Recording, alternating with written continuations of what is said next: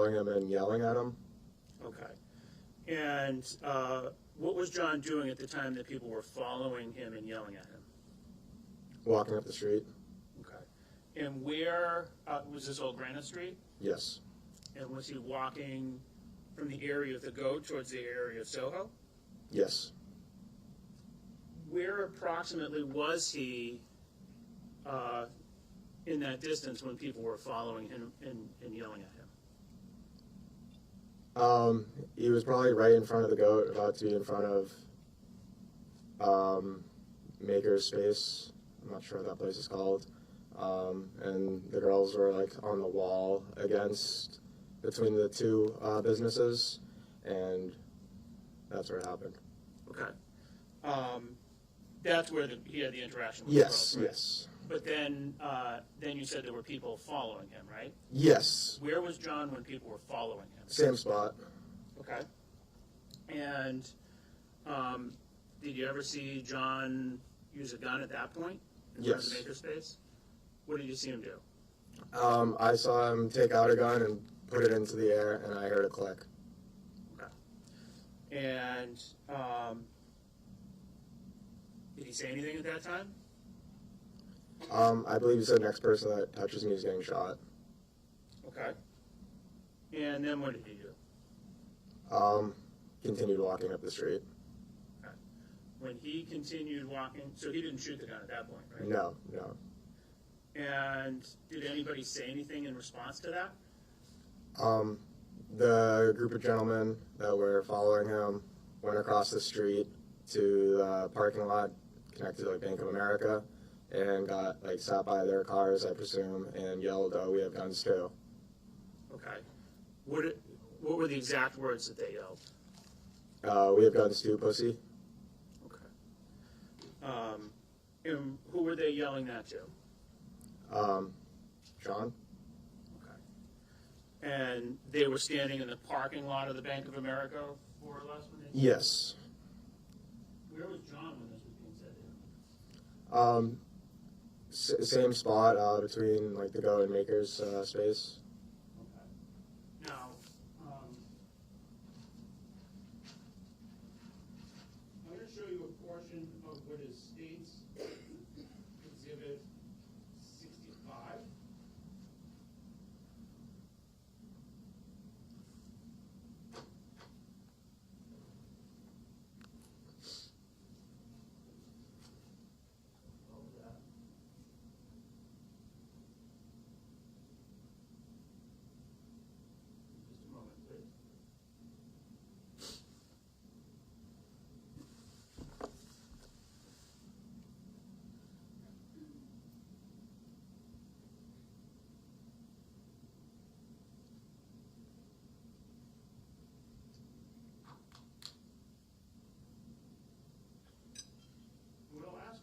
Sir, is perhaps if you can get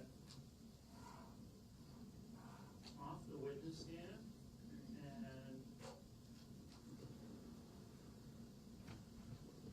I'm going to have you step over to that screen.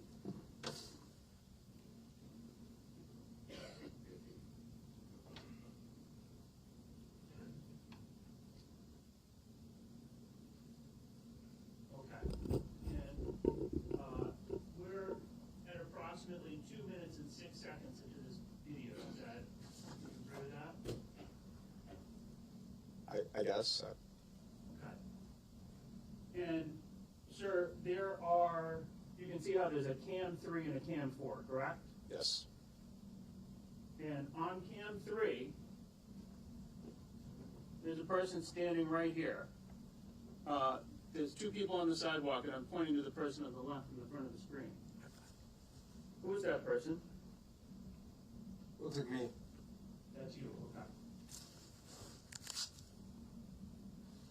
And so, is it fair to say that you were almost directly in front of the shooting? I'm sorry, in front of the Soho right about the time that the shooting occurred? Yes. You mean, you can sit down, sir.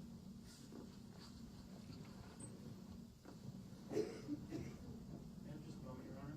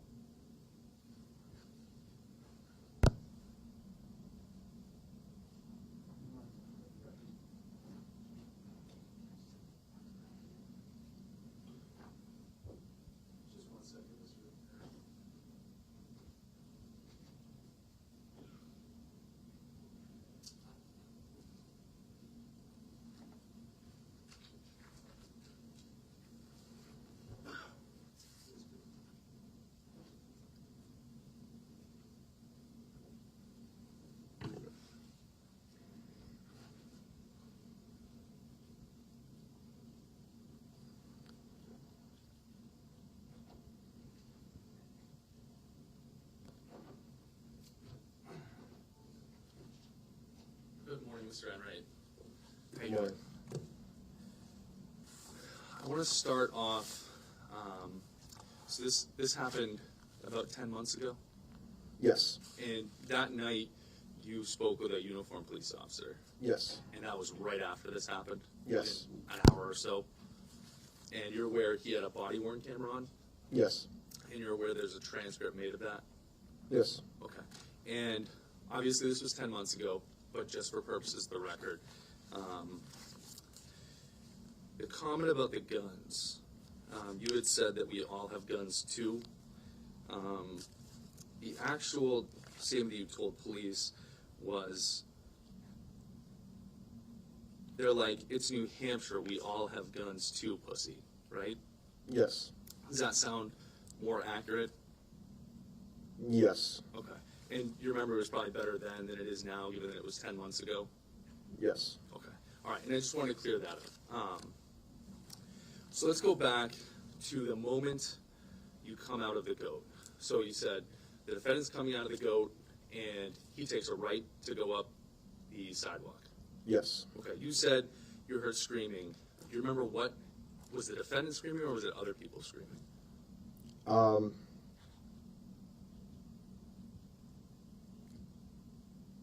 I don't remember. Okay, that's okay. Did you hear somebody screaming, "Where you at, pussy bitch," as he walked out of the bar that night? Yes. Okay. Now, he comes up, takes that right out of the goat, starts walking up Soho. You said between the goat and between Manchester Makerspace, we have two groups of people following him, or interacting with him, correct? We have this group of girls, and they were spitting at him? Yes. Okay. And you said one of them was actually taking a swing at him? Yes. Okay. This other group of gentlemen, you said there was 4. Have you in the past said that there was about 6 to 7 people following him at that point? Do you recall that? Yes. Okay. So a large group either way. Yes. Right, there's a lot of stuff going on in this moment. Okay. So a large group of males are following the defendant right after he goes out of the goat, correct? And Yes. sorry. And I talk quick. If I don't give you time to answer, talk over me and I'll Okay. stop. My apologies. Okay. So we have this large group of males, 6 to 7 males, following the defendant. And I didn't hear the exact word you used with defense, but fair to say that those 6 or 7 males were also taking swings at him? I don't believe so. Okay. Do you remember speaking with the prosecution team on November 14th? Yes. 2023? Okay. Do you remember saying that the group of 6 to 7 men following the defendant were spitting at him and throwing swings at him? Yes. I probably included the girls in that group Okay. because I assume they're all together. Okay, so that whole group. But so the men were swinging at him or weren't swinging at him? I don't recall. Okay.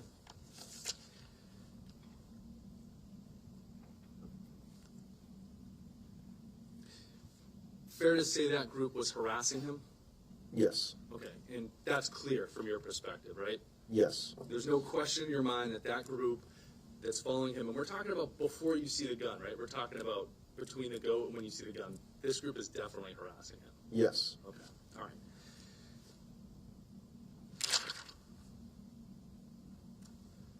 Your man approach? Yes.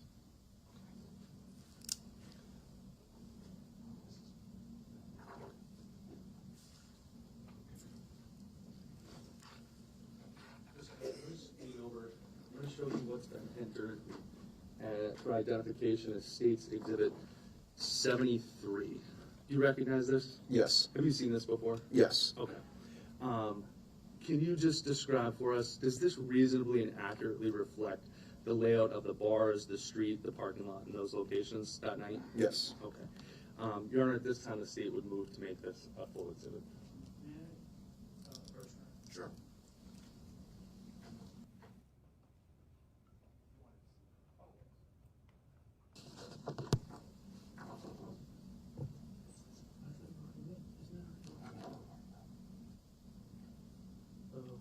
Yeah.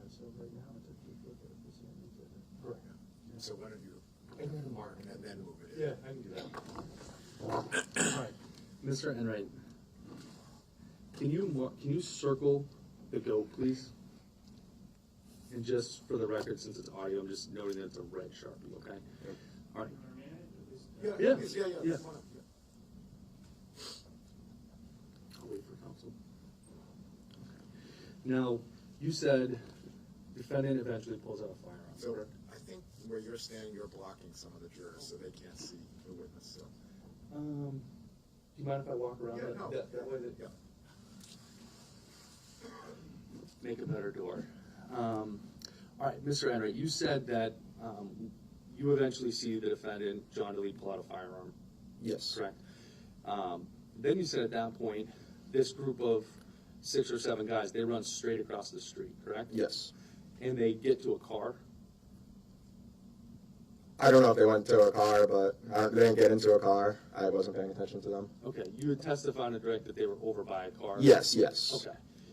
Can you mark on that map what the area of that car was where they ran straight across? Okay.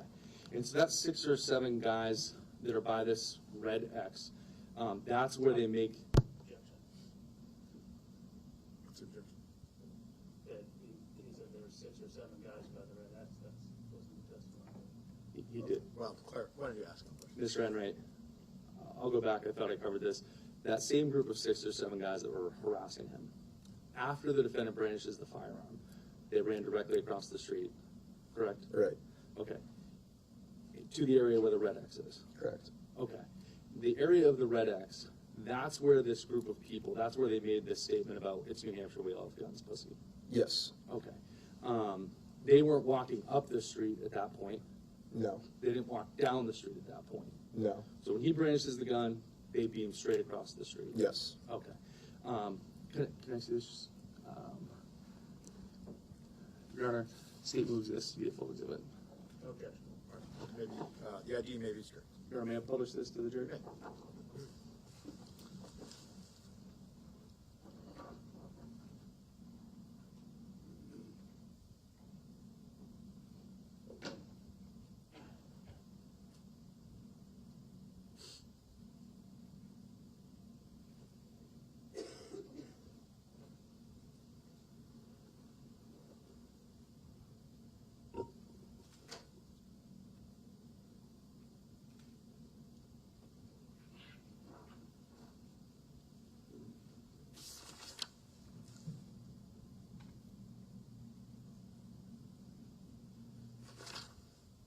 All right, let's move up to the Soho area. That was the video that we watched, the corner of that. Now, eventually, Timmy comes running up there, correct? Correct. Okay. And you see him punch the defendant shortly after that, right? Yes. Okay. That interaction that happens at the corner, and I'm talking in the split seconds beforehand, you thought there was going to be a fight. Yes. Okay. And there's back and forth, right? Yes. Okay. Both ways. Yes. Okay. No one looked like they were trying to leave. No. No one was screaming for help. No. No one was saying they were terrified. No. You didn't hear anyone threaten to kill anyone right then. I wasn't close enough to hear the conversation. Okay. The only time you heard somebody mention killing was when the defendant pulled out the gun the first time. Yes.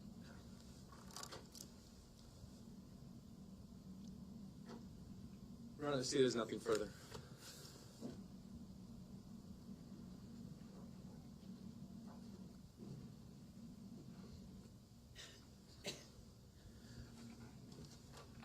When the gun, what was the exact statement that the defendant made when he pulled out the gun the first time? I don't know the exact statement, but it was something along the lines of somebody, next person that hits me is going to die, or is going to get shot. Okay. He didn't say he was going to kill someone. He said next person that touches me is going to get shot. I believe so, yes. And in fact, when you were asking questions about Timothy walking up the street, right? You're right. And Timothy was having words with John, right? Yes. And you had a conversation with Timothy as he was walking up the street, right? Briefly. And you told him something, right? Yes. What did you tell him? I said, that guy has a gun. That guy has a gun. I would not go near that. Nothing further, Your Honor. Yes. So we just clarified. So there was a statement by the defendant, the next person that touches me, hits me, something to that effect, Correct. is going to die. Yes. Fair to say the next person that you saw touch the defendant after this back and forth argument got killed? Yes. No further question. Okay, you can step down. All right, and this witness is excused? All right, you're free to go. Thank you.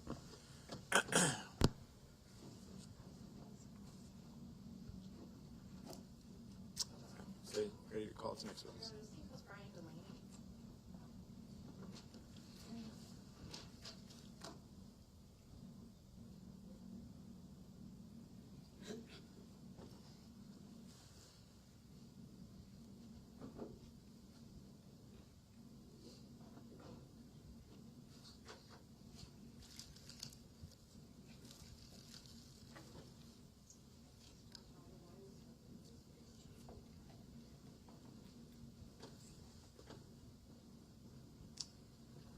While you're seated, if you can raise your right hand, please. Do you solemnly swear the testimony you're about to give will be the truth, the whole truth, and nothing but the truth, so help you God?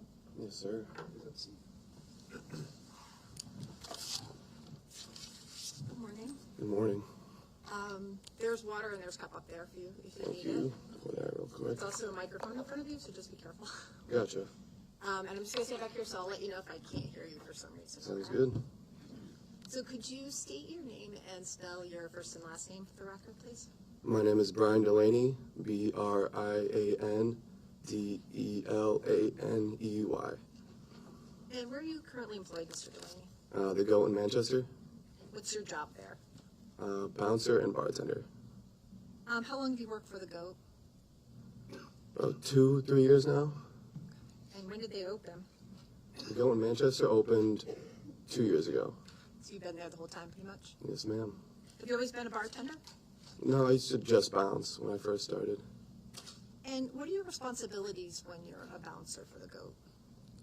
Mostly just keeping the peace, checking IDs, making sure no fights break out. And if fights did break out, what would your responsibility be in dealing with that?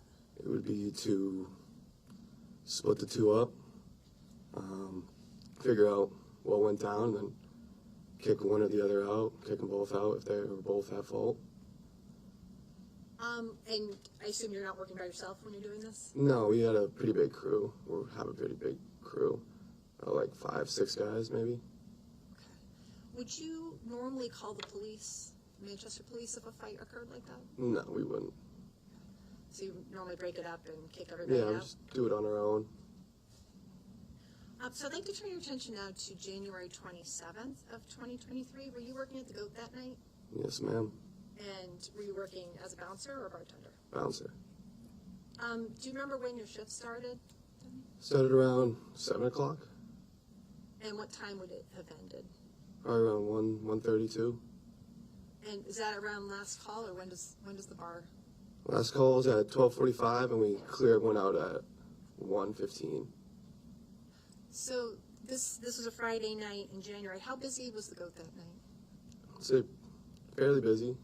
Not like the busiest night, but we had probably 200 to 300 people in there. And do you remember if you had a police detail there that night? We did. Was that something that was there every night? Every Friday, Saturday night, yes. And what was your understanding of that person's responsibility? Well, we started having those after it. Hold on. Objection.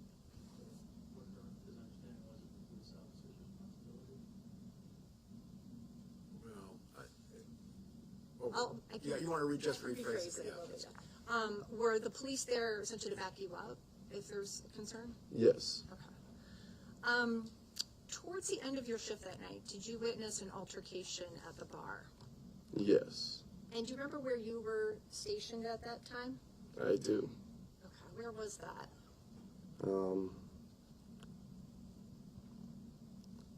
Probably 15 feet away. 10 feet away from the altercation. Okay. I'm going to show you what's been entered as State's Exhibit 33. Have you seen this diagram before? Yes. Okay. And is this an overview, basically, of the goat? Yeah, layout? it's like an aerial view. Can you show us, if you don't mind coming down to where the larger TV is, can you show us where you were on this layout? It was right here. So where's the main bar area again, just to orient people? This is the main bar. Okay. And you're down in that kind of top Yep. of the diagram? Okay. Thank you. Gotcha. Can you describe for me what you saw or heard when you were? I saw John and Timmy exchanging words. So I'm going to stop you just for a second. When you say John, who are you referring to? And we have a record that's actually recording you, so I just need you to actually use your words to describe what you're saying, so that we Big man wearing the black suit. Okay. Is he standing up right now? Yes. May the record just reflect that the witness has identified the defendant. It will. And when you say Timmy, can you describe who that is? Little blonde man. So where was Timmy when in this? They were at the bar, John and Timmy, standing next to each other. Okay. And I'm going to ask you just to talk up just a little bit. Yep, sorry. No, it's okay. Was there anybody else there that you knew, or just the two of them? Sarah, girl, And how do you know Sarah? just from working at the Goat. She used to come in a lot. Did you know who she was with? She was with Timmy. So can you describe what you're seeing for an interaction between?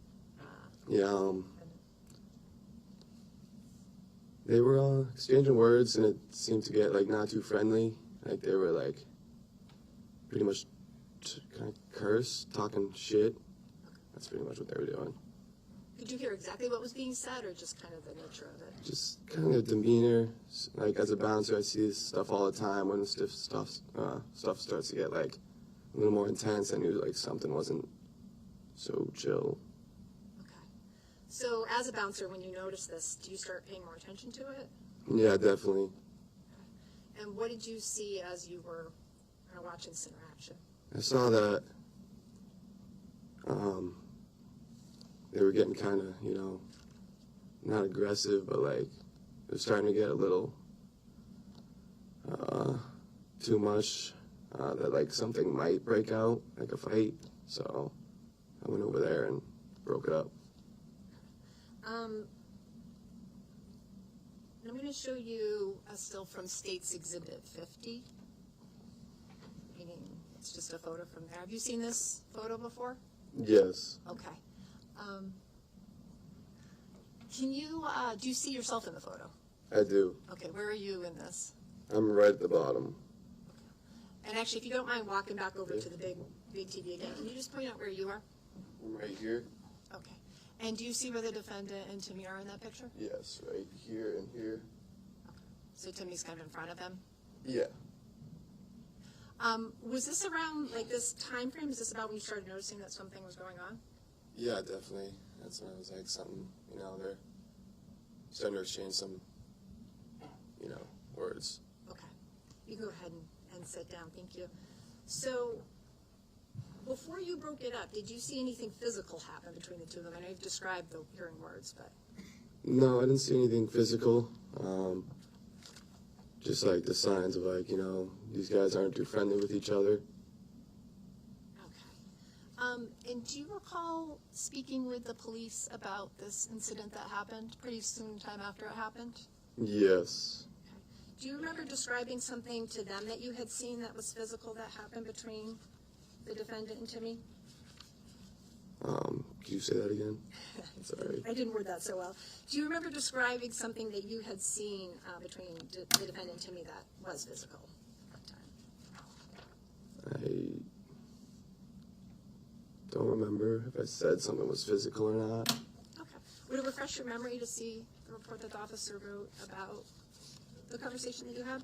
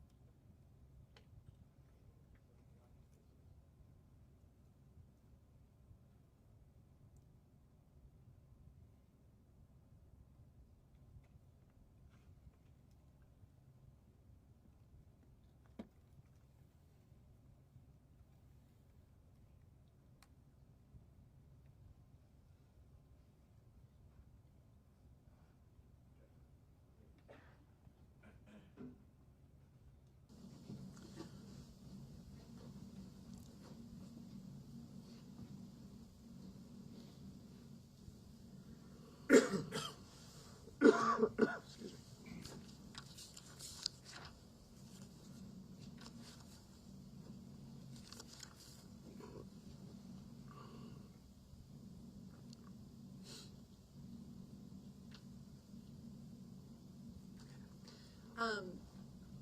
If I may approach him. Of course. So, Mr. Delee, you said that you remember speaking with the police officer that night? I'm sorry, not that, but shortly after it happened. And do you recall, right now, do you recall if you'd seen anything that was physical that happened between the defendant and Timmy prior to you intervening? I think that there was a little something. I forget exactly. Okay.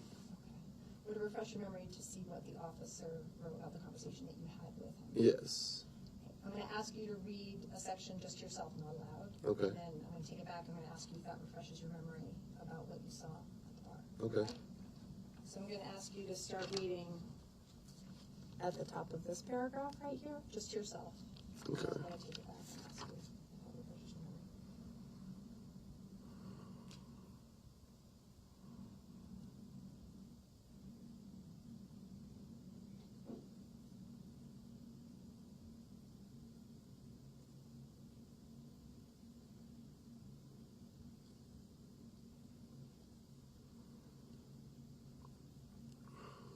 Yeah, that does refresh me. Does that refresh your memory? So can you tell me, what do you remember seeing between the defendant and Timmy before you intervened? They started to like get into it a little, and there was a little pushing and shoving going on, not much, and then that's when I went in and broke it up. Okay. And do you recall who was pushing who at that point, or did you not see that clearly? John was pushing Timmy. So when you went in to break this up, what did you actually do? Was it physical or verbal? Or what do you? Not really too physical, just I was standing like 10 feet away, just went over there and like broke them both up, took them both off to the side and pretty much said, cut the shit, like everyone's just trying to have fun. So did you actually have a conversation with the defendant at that point? Yes. Right. And what was that conversation? What did you say to him? It was along the lines of, how could you even be starting like anything with this kid? He's so small. I just didn't understand why there was tension between these two. And how did the defendant respond to you? He said that Timmy like called him something. Do you remember what he said that Timmy called him? I think he's called him a bitch. How did you respond to that? I was kind of like chuckled, like I'm like, how can someone that small like offend you in any way, really? Like I just didn't understand why there was, you know. So kind of like little dog barking at the big dog. I didn't understand why, you know, this was going on. Why he would take any offense to that. What was the defendant's demeanor like when he was having this conversation with you? We were both kind of laughing. Nothing serious, really. Did he ever ask you for help anytime after this happened? No. Did he seem like he was scared of Timmy? No. Did he tell you he was scared of anybody else in the bar? No. What did the defendant do after this conversation that you had with him? Pretty sure we just parted ways when we went down to the dance floor, if I remember correctly. So at some point that night, did you again witness another altercation that was happening? Yes. Okay. And can you describe what you saw at that point? Someone jumped up and punched John in the face. And just to be clear, did you see the actual punch that started it, or what did you see from where you were? I kind of saw the aftermath of it. So once it happened, I guess turned around and saw that there was like a little fight going on. And how did you react when you saw that? Just like any normal fight, just split them both up, kicked them out. So were you one of the people that actually helped take them out of the bar? At the start, yes. Yeah. How many people were involved in from the go in bringing the defendant out of the bar? It's like 3 bouncers and the cop detail officer that was there. Once they were outside of the goat, what did you do? Once we got him out of the goat, just go back to normal. Carry on with the night. At some point after that, did you wind up going outside of the goat? Yes. And why did that happen? What was going on?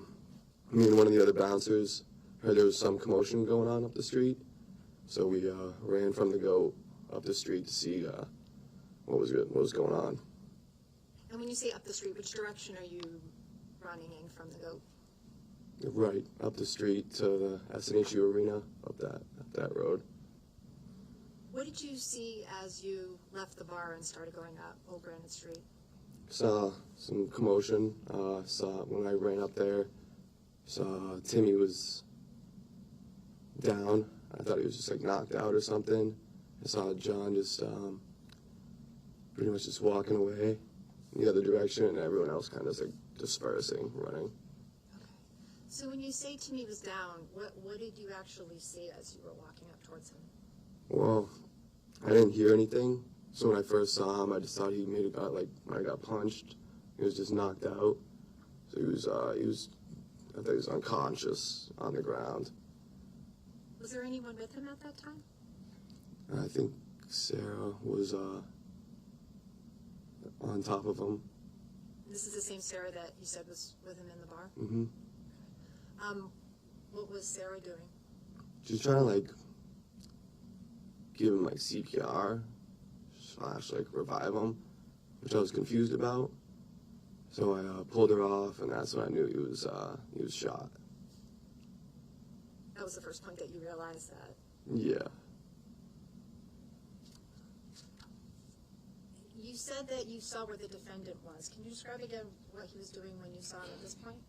It's pretty much just walking away, away from where Timmy was lying. Just casually walking. And what direction was he walking in? He was walking kind of towards the alley behind Soho, that restaurant right there. Were you still there when the police arrived? Yes. Okay, what did you see? I saw them run in, their guns pulled, and get John on the ground, arrest him. You just have a moment, Your Honor. I have no further questions at this time. Mr. Delee, please answer any questions.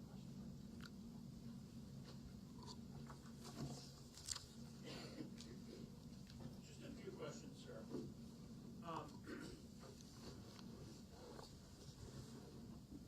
After you broke up whatever happened between Timothy and John at the bar, you had the conversation with John, right? Yes. But you also had a conversation with Timothy, right? Yes.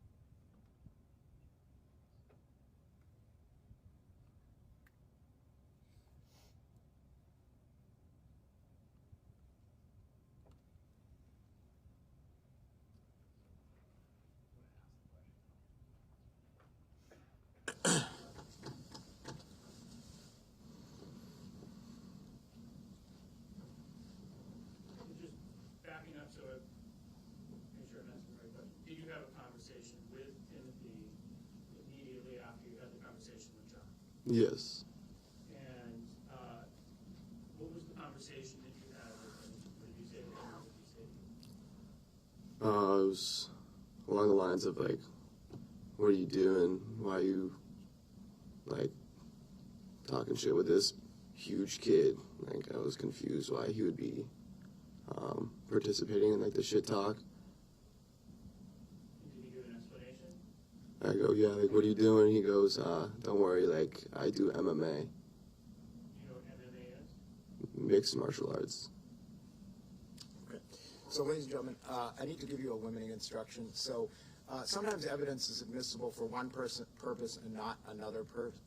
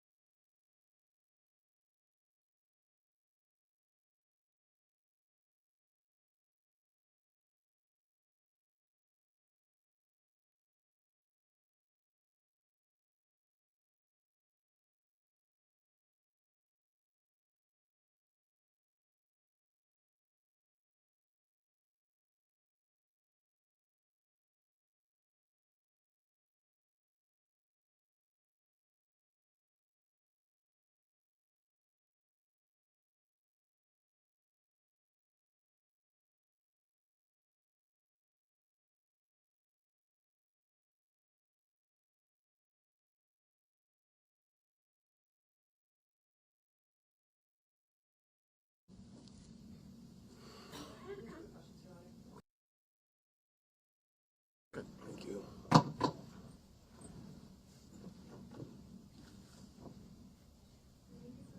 Sure. Yeah.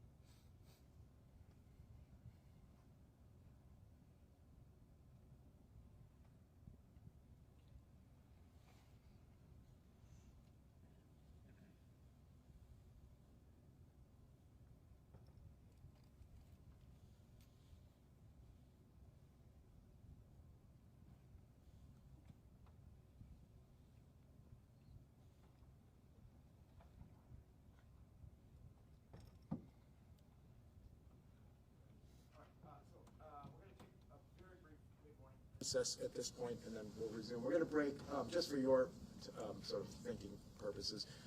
We'll come back in about 5 to 7 minutes at the most, and then we'll break at noon, and then I have to take an extended lunch break because I have another hearing, or I have some other hearings that I have to deal with. So we're going to go take a break from 12:30 to 12 to 1:30, and then we'll resume the testimony. Okay.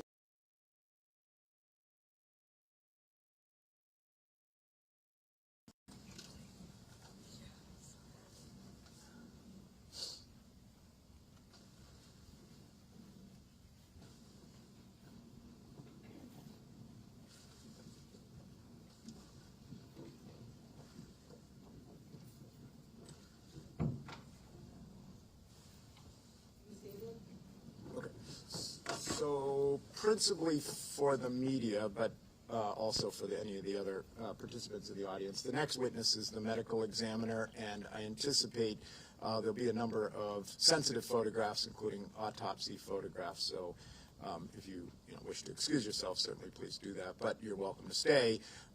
But I did enter a protective order with respect to the media not photographing, distributing, broadcasting photographs of the autopsy photos. So if you do not, they'll be displayed on the screen, but just don't record those. You can certainly record the testimony, but just not the actual photographs or any of those exhibits. Okay. All right, and we'll take a 5-minute recess. All rise.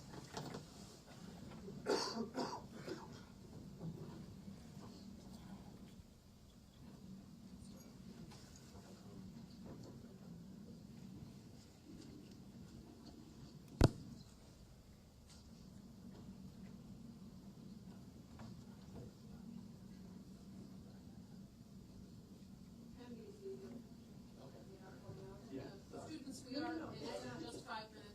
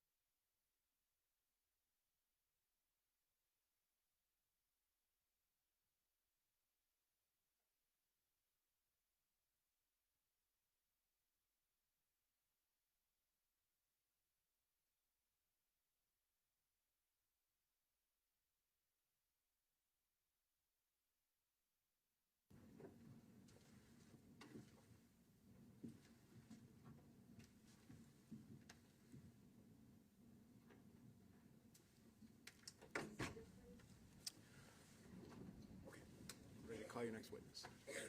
Your Honor, the state calls Dr. Mitchell Weinberg. Good morning.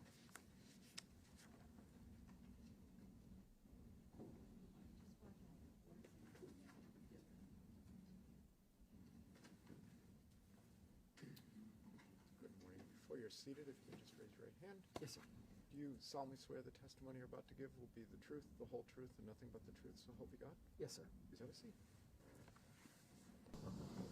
Morning, Dr. Weinberg. Good morning. There's water there for you if you Thank need you. it. Could you please state your name and spell your last name for the record? Yes, Mitchell Weinberg, Weinberg. And where are you currently employed, Doctor? I'm employed at the New Hampshire Office of the Chief Medical Examiner, which is in Concord. Okay. I'll give you a minute if you want to. Thank you.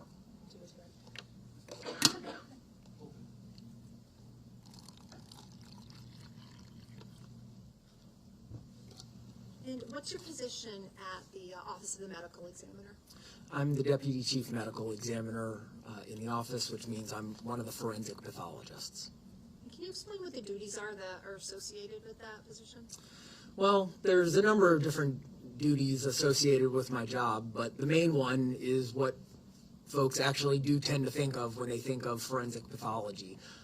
One of my primary job duties is performing post-mortem examinations. Generally, that means a full forensic autopsy for the purposes of determining a patient's cause and manner of death. And then there's all sorts of other job tasks that I have, educational, administrative, but those aren't so germane here, so I don't need to talk about them. How long have you been in your current position? I've been with the New Hampshire office about 3.5 years now. Did you work as a forensic pathologist before that? Yes, I did. Where was that? In Edmonton, Alberta, Canada. I worked there from 2012 until 2020. Do you have any specialized education training that relates to this field? Yes, of course. To become a forensic pathologist, one goes to university to get a bachelor's degree in something. Mine is in microbiology. I did that at the University of Florida. And then one goes to medical school because I am a physician. I did my medical school at the University of South Florida, completing that in 2008. Then, after medical school, one needs to do a general residency in anatomic pathology, and I did that at Ohio State University. The way I did it was a 3-year course of study, so I finished that in 2011. And then to become a forensic pathologist in North America, you have to do what's called a fellowship or subspecialty training, and that's when you really learn the nuts and bolts of becoming a forensic pathologist. I did that in Baltimore, Maryland, with the Maryland Office of the Chief Medical Examiner. And at that time, I had finished all of my training, all of my schooling. I was finally competent and ready to enter the workforce as a forensic pathologist. And then I took the job in Canada. And so you're board certified? Yes, I'm board certified by the American Board of Pathology in anatomic and forensic pathology. Approximately how many autopsies do you believe you performed in your career? At this stage of my career, it's probably somewhere in the 2,200 ballpark. You've referenced this, but what is an autopsy? An autopsy is a surgical type procedure. It's not surgery, certainly not in the same sense that a surgeon performs surgery on a living patient, but it's a surgical type procedure of a deceased individual for the purposes of documenting things like injury, the presence or absence thereof, natural disease processes, again, the absence or natural thereof, and then identifying features and demographic type information like hair color, height, weight, and that kind of thing.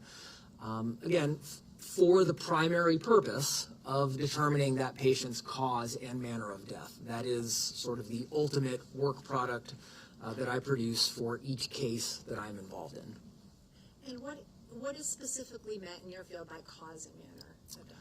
So the cause of death for any given patient is the disease process injury or substance toxicity that ultimately leads to a patient's death, no matter how short a time interval or how long a time interval. So examples would be things like metastatic pancreatic cancer.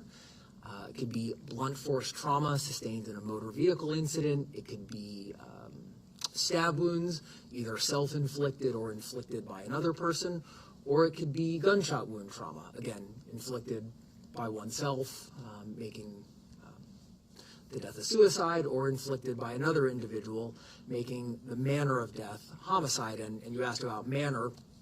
That's the other one of the other big things that I do. The manner of death is a classification that I assign as a medical examiner relating to the circumstances of a patient's death.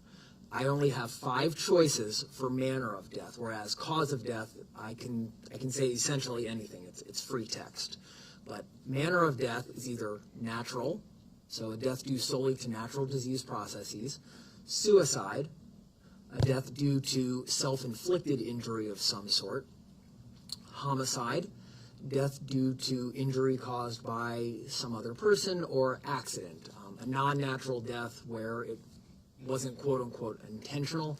And then in a small percentage of cases, for reasons that aren't really worth getting into here today, I have another option of an undetermined manner of death. So just to be clear, if you make a determination of homicide, for example, that's not a legal definition, that's a medical definition? No, I am a doctor, not a lawyer, and my classification is for my purposes of classifying the death. It is not a statement of legality or lack thereof. That is for entities such as a court. Have you testified in court before in the area of forensic pathology? Yes, many times. Do you have any estimate of how many times? It's probably in the ballpark of 100 at this point in my career. And has this been in multiple courts? Yes. Have you previously been qualified as an expert in the area of forensic pathology? Yes, I have. At this time, I'd ask that the court recognize Dr. Weinberg to be qualified as an expert under Rule 702. He may offer his opinions. I'd like to turn your attention now to January 29th of 2023. Did you perform an autopsy on the body of Timothy Pouliot? Yes, I did. And as part of your autopsy process, do you prepare a report? Yes, I do. Along with the written portion of your report, do you include photos and diagrams? In some cases, yes. If I think it is necessary or illustrative, I will include a diagram as an attachment to the text of the autopsy report, and photographs are taken in virtually every case. And about how many photographs did you take in this case? In this case, I went back and looked, and I believe the number is 155. Were there detectives present for this autopsy? Yes, there were. And did they take photographs as well? I think so, but I'm honestly not 100% sure. They probably did. That would be very standard practice.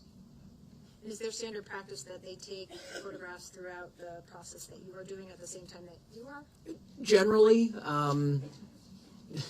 different detectives have differing levels of experience, and some need more or less guidance from me about what photos to take. Generally, they kind of just follow right behind me, and if I take a photo, they know it's something of relevance, and they tend to do so themselves.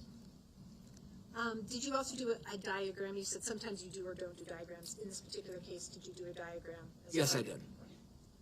Well, I guess I want to be clear. So when I say a diagram here, I mean a formal diagram that is meant to be attached to the actual autopsy report. In every case, I have little diagrams that I'm taking my notes on for the purposes of creating my autopsy report, but in not every case do I create an actual diagram as part of the autopsy report. I tend to do it in cases involving what I call as a forensic pathologist penetrating trauma, things like gunshot wounds or stab wounds, just because they tend to be illustrative to the reader of where those injuries are on a body. And so in this particular case, did you create this more formal diagram that you're referring to? Yes, I did. If I may approach the witness, Your Honor.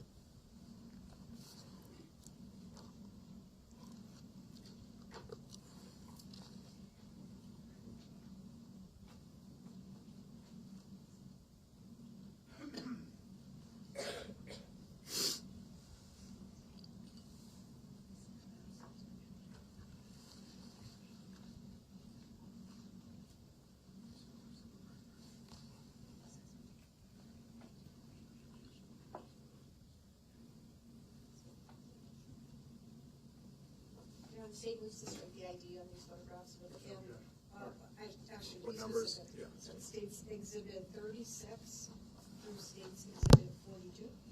Okay. 36 through 42, the IDs may be stricken.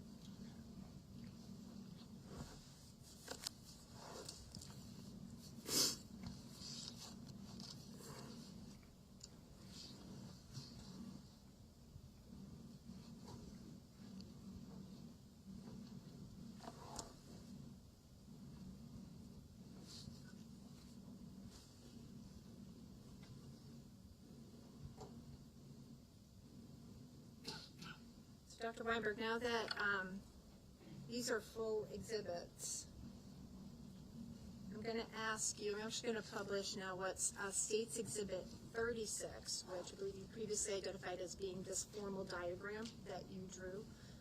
I'm sorry, created, I should say it's more. Sure.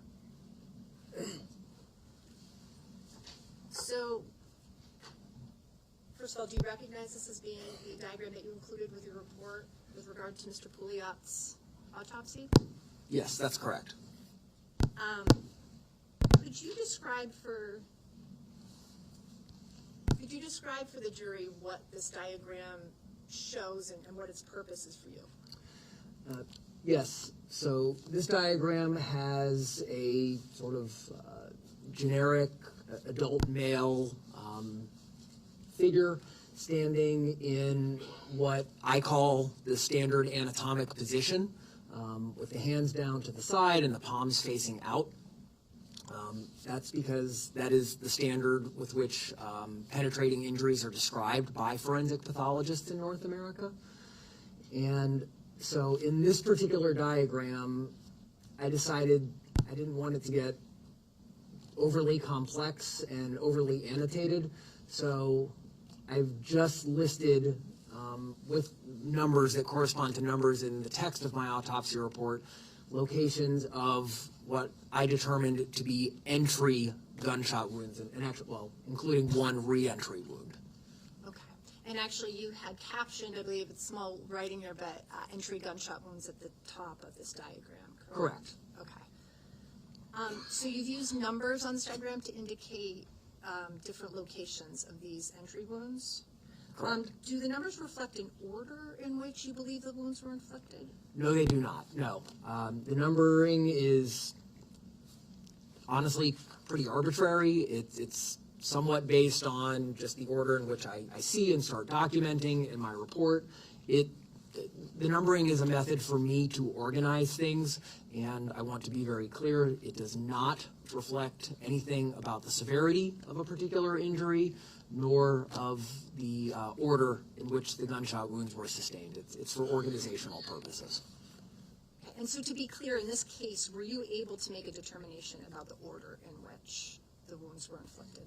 No, not really. There's one wound where there's primary entry on an extremity and then re-entry into the torso, and I can tell that that's a single wound path and that the extremity was struck first. But aside from that, the overall order of the gunshot wounds, no. I do not have a way to make any determination about that. So you've described these as entry wounds. How are you able to tell the difference between an entry and an exit wound? The simple answer is they generally look different. This is why you have all the schooling and the training and the experience. Entry wounds entry gunshot wounds, that is, tend to have a circular or slightly ovoid type of appearance. They're sort of punched out because the tissue is actually disrupted and taken away by the projectile. Very often, an entry wound will have something called a marginal abrasion, which is just a thin rim of abrasion around that wound edge. And in contrast, exit wounds tend to be more slit-like. They can be reapproximated because the tissue isn't physically gone the way it is. And so the vast majority of the time when I am evaluating gunshot wounds, it is pretty straightforward for me to distinguish what is an entry and what is an exit wound. I'm going to ask if you could come down and approach the diagram that's there. And can you just walk us through, again, since we're dealing with a black and white diagram, it's a little dark, what this diagram is showing in terms of where the actual entry wounds are that you observed? Sure. I guess in what sense are you asking? If you could just indicate for us, we're seeing numbers on there, but could you just point it out for the jury, I guess, where you were actually seeing? And there's actually one on there marked re-entry wound, so if you could just explain the difference for us. Okay, so most of these numbers are simply the numbers that correspond to the text of my report of where the entry wound for a particular gunshot wound is located. So with any gunshot wound, there is, by definition, going to be an entry somewhere on the body, and then either the bullet exits, and there's a corresponding exit wound, which I did not put on this diagram to not overly complicate it, or there's a retained projectile. That's basically accurate. There's some slight exceptions that aren't worth getting into, and they're not applicable in this particular case. So these are only the locations of the entry wounds on Mr. Pouliot's body that I observed. So this is the right arm, there's a wound here, front of the left shoulder, there's one. This one here, and this is meant to correspond to kind of the upper left flank or armpit area. This is the one that is a re-entry wound, and I believe that pairs with this entry, number 7. So this is a wound that went through the upper left arm. The bullet exits the body through the left arm, but then because of the positioning, it then re-entered the body in the torso. And that kind of thing with re-entry gunshot wounds can't happen when the initial entry is to an extremity. So we do see that sometimes as forensic pathologists. But in this case, I'm very confident that it's a single gunshot wound path. And then on this other side are more entry wounds. Here, one on the left side of the back, one on the right side of the back, 2 kind of on the very low back or upper right buttocks region. And I believe there may be one more, although I might not have put that on the diagram to the right hand. Oh, I did. There it is. That letter B is a graze type wound to the right hand. Thank you. Oh, that's helpful. So, Dr. Weinberg, you had discussed the fact that there were hundreds of photos that were taken during this autopsy. I'm not going to have you go through all of those, but there are a few that I would like to have you explain for us. Sure. So I am going to show State's Exhibit 37, which is going to show us one of these, and this is referring to wound number 9, or on the diagram, I believe you also have it as C in your report.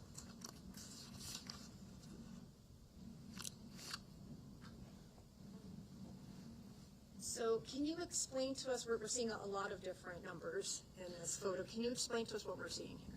So these different numbers correspond to just different wound numbers that I assigned. As I'm going through the exam, I start identifying defects and or wounds, and I start numbering them so that I can document them and get things organized. When there are multiple gunshot wounds, it's kind of a process that the pathologist goes through during the course of the examination.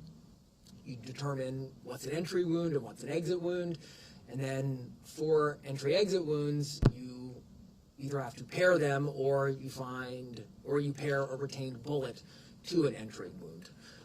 So in this particular photograph, you can see there's a fair bit of injury to this region of Mr. Pouliot's body, right? So I think it's pretty obvious that we're looking at his left upper extremity and the left side of his chest in front of the shoulder region. And there are multiple wounds that are visible here. Some are entry, some are exit. Yes, that's what we're seeing here. And I think it shows, although not as well as I would have hoped, so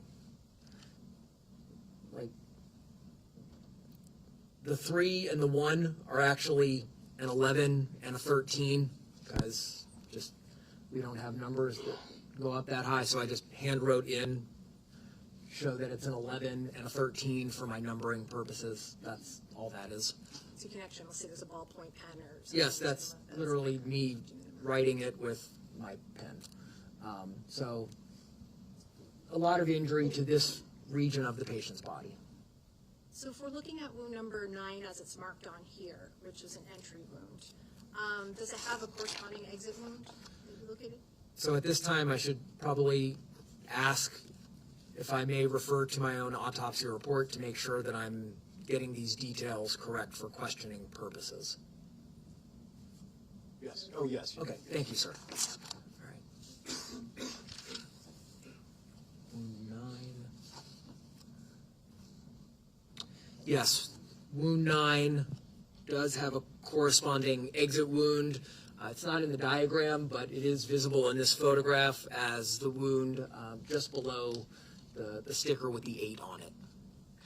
So the 9 and the 8, those wounds connect to each other as a through-and-through wound. So can you explain the purpose of the metal rod that we're seeing in this photo? Yes, the purpose of the metal rod is to help me, the pathologist, identify where wound paths are going, and it helps me determine what wound pairs with what retained projectile or what exit wound. I don't want to guess. This is how we do it. We take probes and we follow wound paths inside the body that have been made by a gunshot wound, by a bullet as it passes through the body. Is it fair to say that that rod helps you map the trajectory within the body of where the bullet has passed? Yes, that's a decent way to phrase it. So were you able to determine what type of damage was caused by wound 9? Yes, this gunshot wound injures muscles in the arm as well as the left humerus, which is the arm bone. And obviously a serious injury. If this was the only gunshot wound that Timothy Pouliot had received, and he received immediate medical attention, would you expect this type of injury to be survivable? Yes. We can also see gunshot wounds in this photo labeled, I think you sort of explained this, but it appears 3, 10, and 11, given I understand the numbers are a little difficult. Are those entry or exit wounds? The 13 is re-entry. So that's not 3, that's the 13. Sorry, and that's re-entry, I believe. Yes. 10 and 11 are exit wounds. And you've explained to us how you can tell that difference in your examination. Yes. Are you able to tell a trajectory in terms of upward or downward or left or right in particular bullet, or can you explain that process to us? You mean with the wound we're talking about in particular? Yes. For every gunshot wound that I document, I do document the directionality in 3 axes. But to be clear, that directionality is given with respect to that anatomic position that you saw in the diagram. So, to be clear, from my examination, there's relatively little that I can say about an individual's position at the time he sustained those particular gunshot wounds. So, especially when you're talking about extremity wounds, when you're talking about extremities, which can move very, very freely, directionality may or may not actually mean all that much in the real world. But yes, for every gunshot wound, I do give a directionality. It's just a matter of how much it might actually mean based on the circumstances. Okay. So, for example, it would be different if a person's standing straight up versus if they are laying down when they are shot, in terms of what that directionality means? Well, no, I will describe the directionality with respect to that standard anatomic position of the patient standing up. But that doesn't necessarily mean that that's the true direction that the bullet traveled, because, for example, if I had a wound path that went, say, from the shoulder and then out the lower back, I would describe it as a very downward wound path. But if the individual was leaning forward when that gunshot wound was sustained, right, that tells you something different about how the bullet actually traveled. I don't feel like I'm explaining this very well, but I guess what I want the jury to understand is the wound directionality I describe is somewhat divorced because I can't say with certainty what position an individual was in when those wounds were sustained. So you're describing it in terms of, yes, from their own body.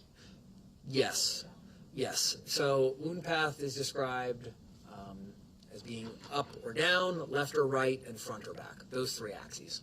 So with regard to this particular wound, this entry at 9 and exiting at 8, what was the direction noted? The directionality for this wound path is front to back, right to left, and downward. All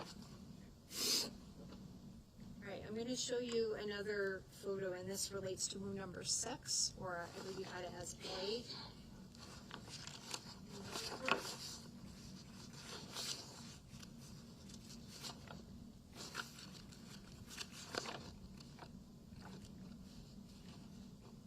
Okay. And can you explain to us this wound and what you were able to determine about its path? Yes, wound 6 is on the front of Mr. Pouliot's right arm. This is very clearly an entry wound, both from its appearance and from the fact that it is associated with a retained bullet, so there's no exit wound associated with this particular wound. This is a pretty superficial injury from a pathology perspective. It injures some muscles, but it doesn't even injure the bone. So this, too, is a relatively minor injury. I recovered the bullet and turned that over to law enforcement as evidence, as is standard. And so if this, as we discussed with the other one, if this had been the only gunshot wound that Timothy Pouliot received, especially with immediate medical attention, would that be a survivable injury? Yes. So we've been talking about the 2 locations where Timothy Pouliot was shot in the front. I want to ask you now about some of the locations where he was shot in the back. Okay. And I'm going to ask you about wound number 4, where you have it as G.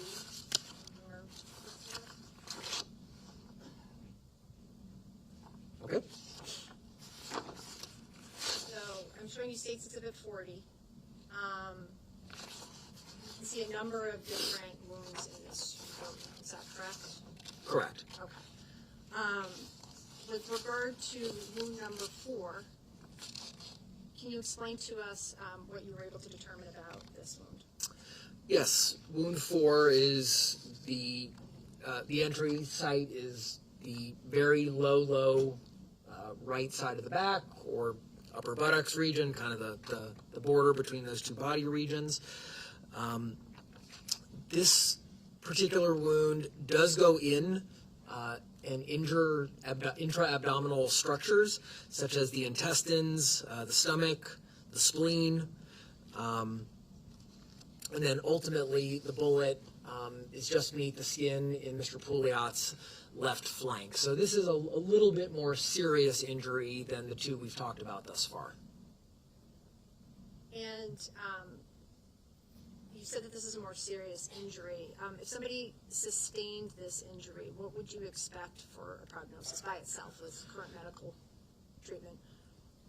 With current medical treatment, so there was nothing with this injury that would be immediately life-threatening. So if the patient were able to get to a hospital pretty quickly, the patient would be assessed by emergency doctors and surgeons. I'm not a clinician, so I don't want to go too far down this road, but this likely would have required intra-abdominal surgery to correct some of the injured organs like the intestines and the stomach. However, I am confident saying to this court that with modern medical care, this is something that should have been survivable. So I'm going to ask you next about wound number 5, which is, H in your report. Okay. We're going to be looking at the same photo again. This is State's Exhibit 40. Is it documented in here, or flagged in here as well, in this photograph? Yes. So entry wound 5 is just slightly below entry or wound 4, also on the upper right buttocks region. Okay. And can you tell us what the damage was that you observed that was caused by that bullet? Yes, this gunshot wound is fairly similar to the one we just talked about in that it also enters the abdominal cavity. It injures the intestines a couple of times, just because of the way the bowel loops. That's pretty common. And this one also is associated with a retained bullet, which I recovered and turned over to law enforcement as evidence. Similar to what I said with the last wound, nothing immediately life-threatening, no large blood vessels that were injured, and with modern medical and surgical care, I would expect this to be a survivable injury. So I'm going to ask you next about wound B. You had indicated for us on the diagram that related to Timothy Pouliot's hand. I'm going to show you State's Exhibit 42. Okay. Can you explain what we're looking at in this photograph? This is injury to Mr. Pouliot's right hand, specifically the 4th and 5th fingers from a grazed gunshot wound. So this is where the bullet just barely makes contact with the body. It doesn't truly enter or exit, it just grazes it. And this, of course, is not a life-threatening injury. So I want to ask you now about wound number 7, or D, that you have in your report. Okay. And I'm going to be showing you 2 photographs together and ask you, you had talked about this idea of showing an entry wound, then an exit wound, a re-entry, and a re-exit. I believe this was the bullet that had that trajectory. Correct. So could you, I'm going to show you State's Exhibit 37 and 39 together. Can you explain to us what we're seeing here in terms of the trajectory that this bullet took? Yes. Is this? No, it's not a pointer. Okay. No, I'm sorry. I don't think we It's okay. don't mind coming down. It's easier, yeah. Okay. I just want to make sure the jury understands on this one. So with this particular gunshot wound, the initial contact with Mr. Pouliot's body is here. So kind of back of the left shoulder, general region. It passes through the upper left arm. Exits here. So this is Mr. Pouliot's left armpit. Exits here, and then travels a very, very short distance to re-enter the body on the very upper left flank. Again, sort of call it the armpit region. Then re-enters the body in the torso, where the wound path continues and does cause injury to some significant anatomic structures in Mr. Pouliot's chest. And which were those structures that were injured by this bullet?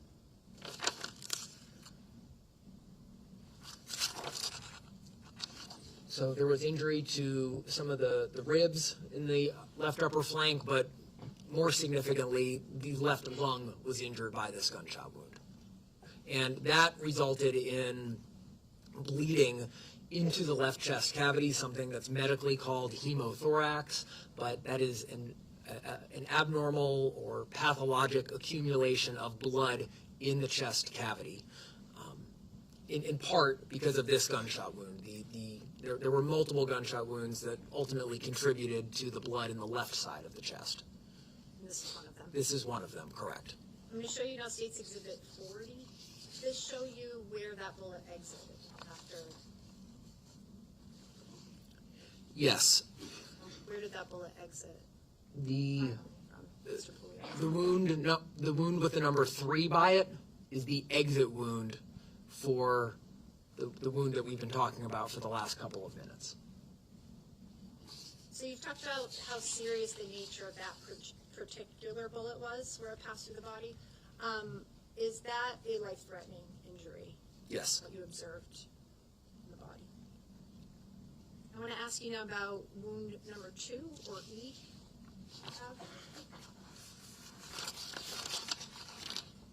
I'm going to show you state's exhibits 40 and 41 together. Okay. Can you see the entrance and the exit of this wound that you were able to identify? Yes, the entry is on the left side of the upper back, kind of below the shoulder blade. Do you mind? I'm sorry to make you walk up, but do you mind just walking over and just showing us? So, the wound with the number 2 by it. That's the entry that we're talking about now. And were you able to identify where it exited the body? Yes. This bullet traveled through the chest, and ultimately I figured out that it connects with this wound here. That, again, excuse my very bad artistic skills, but that's supposed to be an 11. Wound 11. That's the exit wound that corresponds with this entry wound, and so it should be, I think, pretty clear that that bullet would have passed through the chest, and again, caused injury to important anatomic structures in the chest, specifically, again, the left lung. So this wound also contributes to that left-sided hemothorax, or blood accumulation in the left side of the chest cavity. So, again, another serious injury that you're describing, is the injury caused by this bullet life-threatening? Yes. And then I'm going to show you, we're going to talk about one last injury, one last wound, number 1, or F, that also entered in the back. And I'm going to show you state's exhibits 40 and 41. Ask if you can show us where the entrance and the exit of this wound are.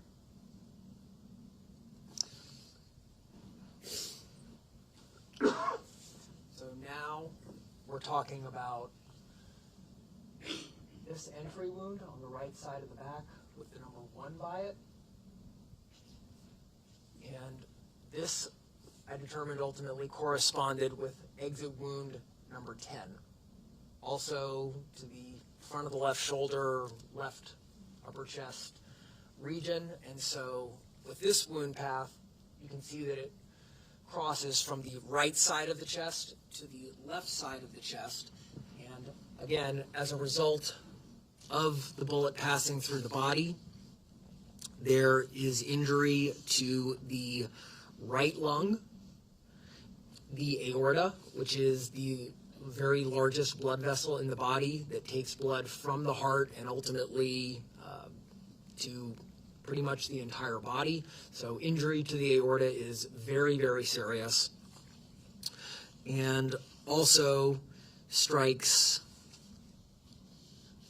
the left lung as well prior to exiting. So this wound is associated with over a liter of blood in the right side of the chest, and it also contributes to the bleeding into the left side of the chest.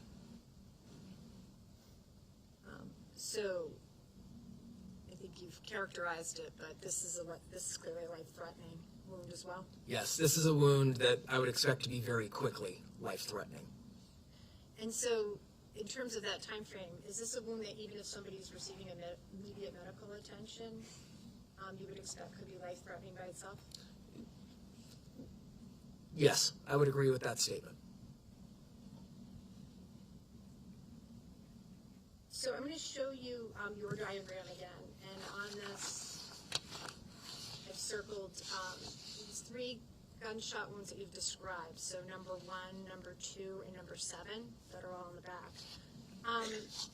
What was the overall impact of these 3 gunshot wounds that involved the back of the upper torso? The collective injury from these 3 gunshot wounds was definitely the most physiologically significant contributor to Mr. Pouliot's death. These are the gunshot wounds that injure the most critical structures, namely both lungs and the aorta, and they are collectively responsible for almost 2 liters of blood into the chest, and I guess I need to give some reference for that. An average-sized adult male has approximately 5 liters of total blood volume, and so to have approximately 40%, or maybe a little bit less due to Mr. Pouliot's size, of the blood volume lost rapidly due to injury into the chest cavities is a very quickly life-threatening type of situation. And I'm going to show you your diagram again. And now we're looking at wounds 6 and 9, which were the 2 that were in the front. If Mr. Pouliot had only sustained those 2 front injuries, would you have expected that to be fatal? No. And at the beginning, you were talking to us a little bit about cause and manner of death, that's one of the primary purposes that you have for conducting the autopsy. In this case, what did you determine regarding the cause and manner of Timothy Pouliot's death? I determined his cause of death was multiple gunshot wounds and the manner of death as homicide. I just have another question for you. Were you, as part of your documentation of Mr. Pouliot, did you determine his height and weight? Yes, that's a standard part of every postmortem exam that I perform. And what were those? So Mr. Pouliot was 67 inches in height, so 5'7" or 170 centimeters, with a weight of 121 pounds or 55 kilograms. Let me have a moment.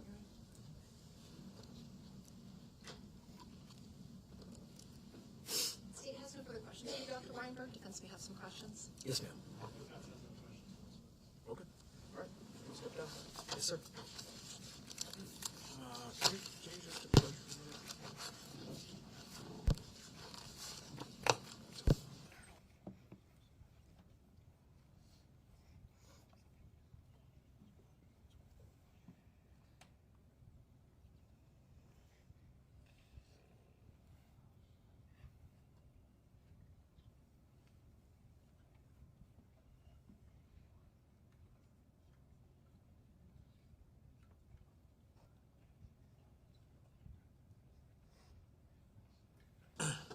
State, so we're going to go about 15 more minutes, start the next witness.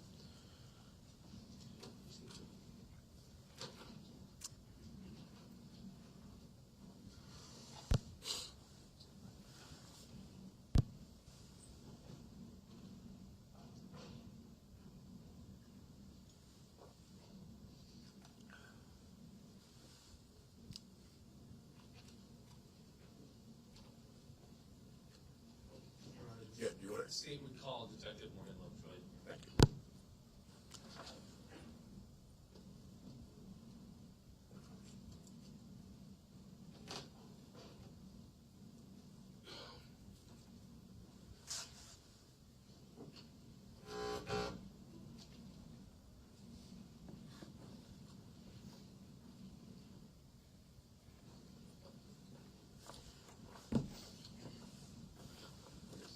Just raise your right hand. Do you solemnly swear the testimony you're about to give will be the truth, the whole truth, and nothing but the truth, so help you God? Yes, sir.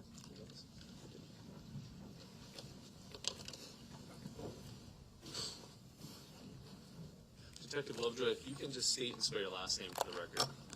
Morgan Lovejoy, Lovejoy. And where do you work, Detective Lovejoy? Manchester Police Department in the city of Manchester. And how long have you worked there? Almost 15 and a half years. And what did you do before that? I was an elementary school teacher here in Manchester. A little bit of different work. Yes, sir. Specific to Manchester PD, what's your assignment with Manchester? I'm a detective sergeant in the investigations division. And were you a detective sergeant in investigative division back in January of 2023? Yes, I was. And what type of cases fall within your supervisory capacity? Anything from thefts and burglaries all the way up to robberies, stabbing, shootings, homicides. And as a detective sergeant, what's your role? I typically help oversee those cases. I'm not a lead investigator. I'm not physically on the ground collecting video or doing crime scenes or interviews, but I'm kind of behind the scenes just helping run the investigation from inside the PD. answering questions if they come up, Yes. make sure they have resources, Yes. things like that. Yep. Okay. I want to take you back to Saturday, January 28th, 2023, were you assigned as a detective sergeant on the investigation into the shooting of Timothy Pouliot? Yes, I was. And as part of your role, have you reviewed some of that surveillance footage that was collected by investigating officers? Yes, I have.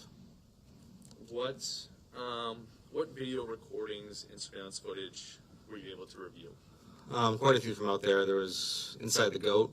There was cell phone video taken by a bystander from inside the goat. Cell phone video from outside Old Granite Street. 20 Old Granite Street, 36 Old Granite Street, 54 Old Granite Street, 64 Old Granite Street, and across the street at the Southern New Hampshire parking garage, and then the Canoco gas station at 570 Elm Street. That was lesser quality, and then we also tried to collect video from the Bank of America at 620 Elm Street, and then SNHU Arena across the street, but those last two did not capture anything relevant to this investigation. Okay, the Southern New Hampshire footage in the Bank of America? Yes. Okay. You said 20 Old Granite Street. Is that the Soho Bistro? Yes, it is. All right.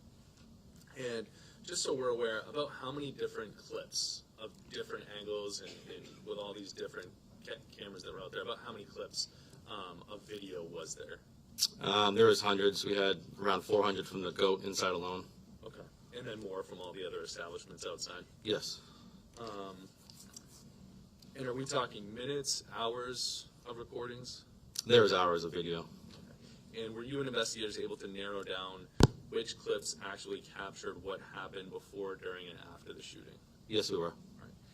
And I'm not going to obviously take you through every single clip, but I want to talk about some of the ones you said that were more relevant to this case. So before we get going, do you recognize the people in these photographs? Yes, I do. And can you just state their identifications and what they're wearing?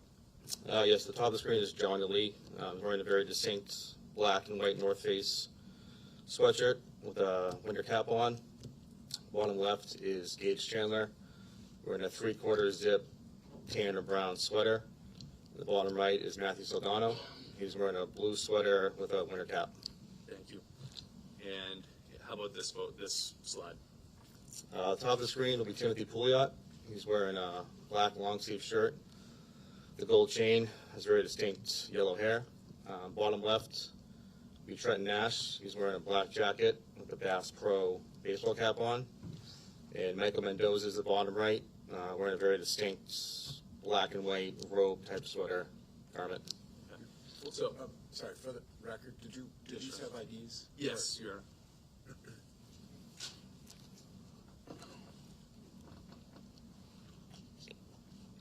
These were. I apologize.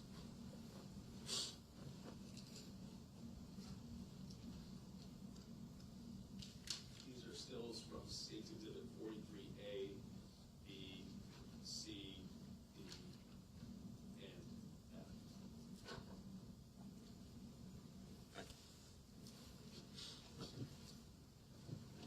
All right, so are these still images from some of the surveillance that you reviewed? Yes, these are from inside the goat, Barnville. So you described their clothing. Were you able to follow these individuals throughout the footage inside the goat, outside the goat, and through the various cameras that you talked about? Yes, we were. The only thing to note, the bottom two gentlemen, once they're outside, Mr. Mendoza and Mr. Nash both remove their jackets. So you see Mr. Nash on the left has a white shirt underneath, and Mr. Mendoza has a black shirt underneath, and they'll be at some point down the road, minus the jackets and those shirts. Okay, thank you. Now this is State's Exhibit 33, which has been entered and talked about.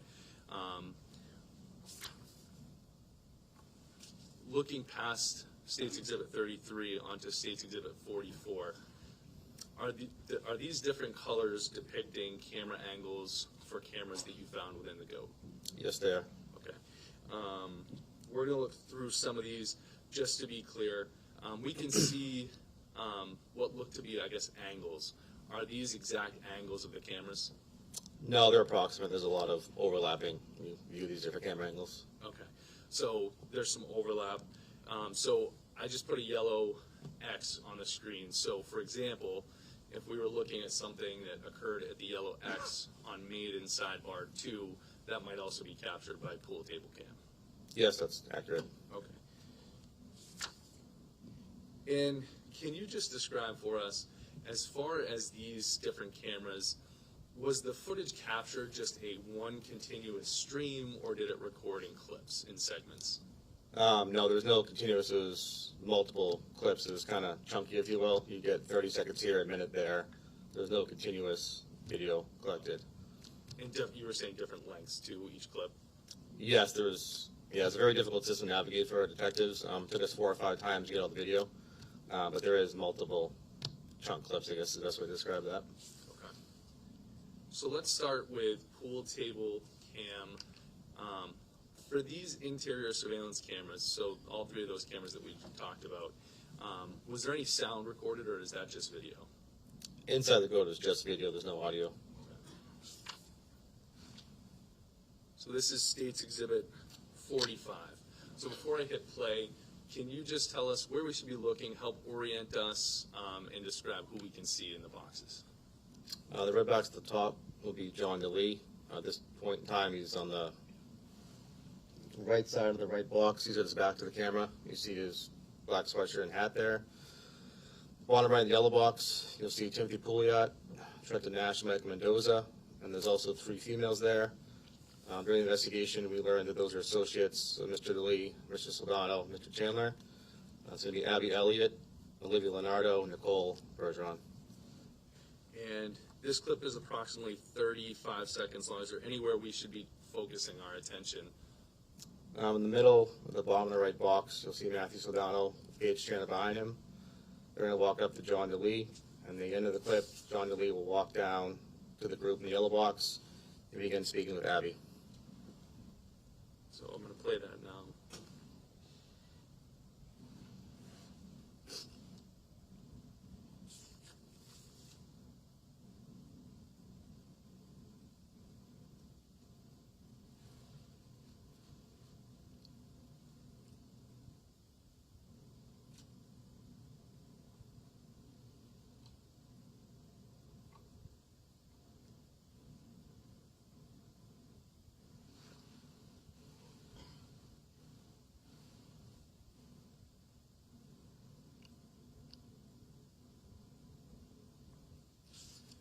So going on to State's Exhibit 46. Same camera angle? Yes. Has this been zoomed in? Yes, it has. It's a close-up. Okay. And as far as timing of what we're seeing from this clip to the last clip, is this minutes later, or is this the next clip? It's right where we just left off on when John Delee approaches Abby.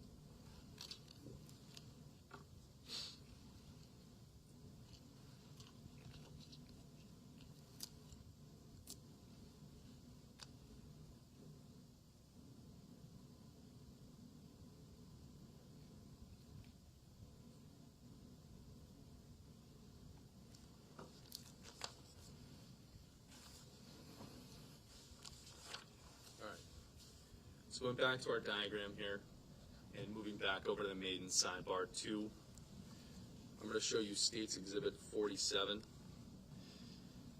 Again, similar, can you just help orient us to where we should be looking and what we might see? Yep, this is so the red box on the bottom or top of the screen. You have Mr. Delee there with the sweatshirt on.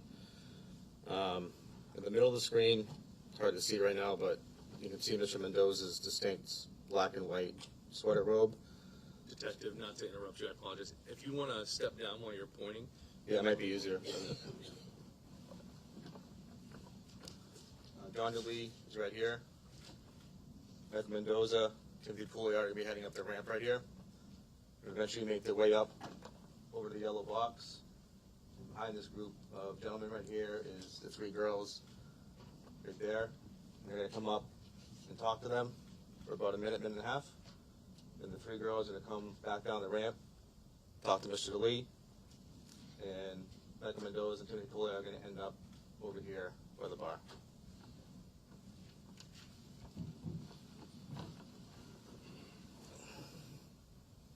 And similarly, about how long after the last clip was this? Are we talking a short time or a long time? No, short period of time. Okay, all right. So I'm going to play this clip. Again, no sound, correct? Yes, there's no audio from inside the goat.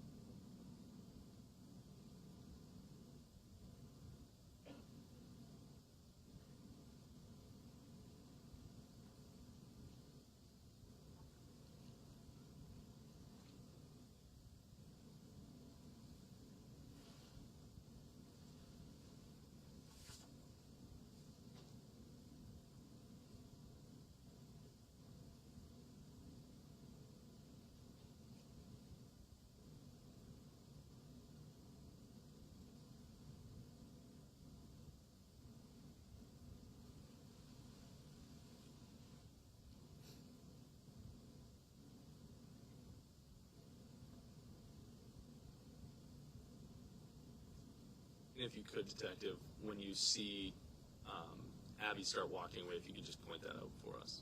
Okay.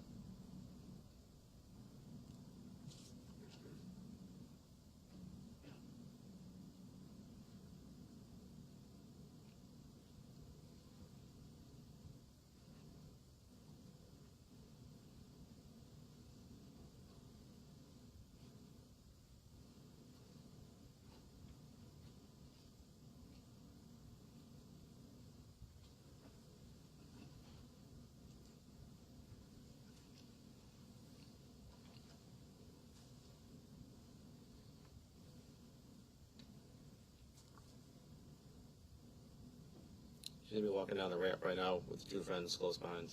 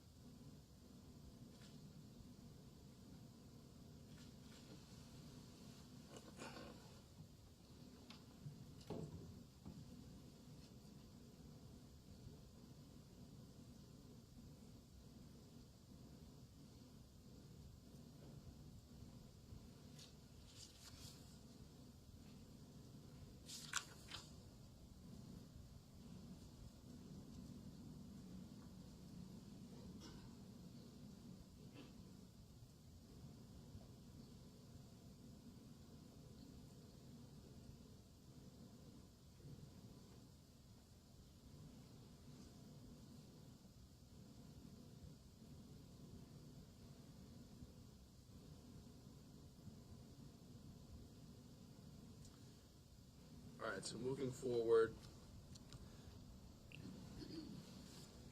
just want to ask you, we've watched a couple clips here, and for the juror's perspective, with the actual exhibits that they have, when they open the clip, it might look a little different as far as the player that's going to launch with it, correct? Correct. Okay. Is this the general format that it will launch with? Yes, there's a couple different media players I can do on my computer, but this is one format that you might see, yes. So if you open it with a program called VLC, this might be what they see? Yes. Okay. And can you just walk us through, there's obviously a call-out box there zooming in. I think the standard play button, does that play the video? Yes, that's the large one right there on the bottom left. And then if we move a little bit forward to the right, we have the stop feature, obviously, in the middle of that box. Yeah, that's square, yes. And then to the left and right, that skips to the end or the beginning.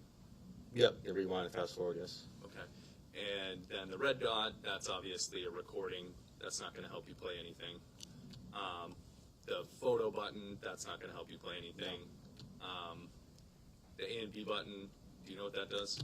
I do not know what that does now. Neither do I. And that next button, the sideways triangle with the line behind it, is that to go kind of in a frame by frame or slow motion? Yeah, that would slow it down for you, yes. Okay, all right. Chase, is this a good time for you? Yeah, I think so, yeah. All right, so we will break until 1:30, so we'll see you back.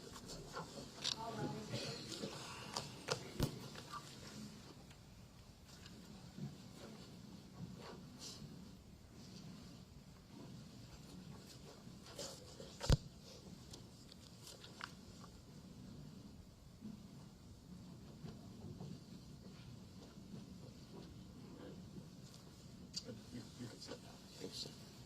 And so for the class, I'll be back in about 2 minutes, okay?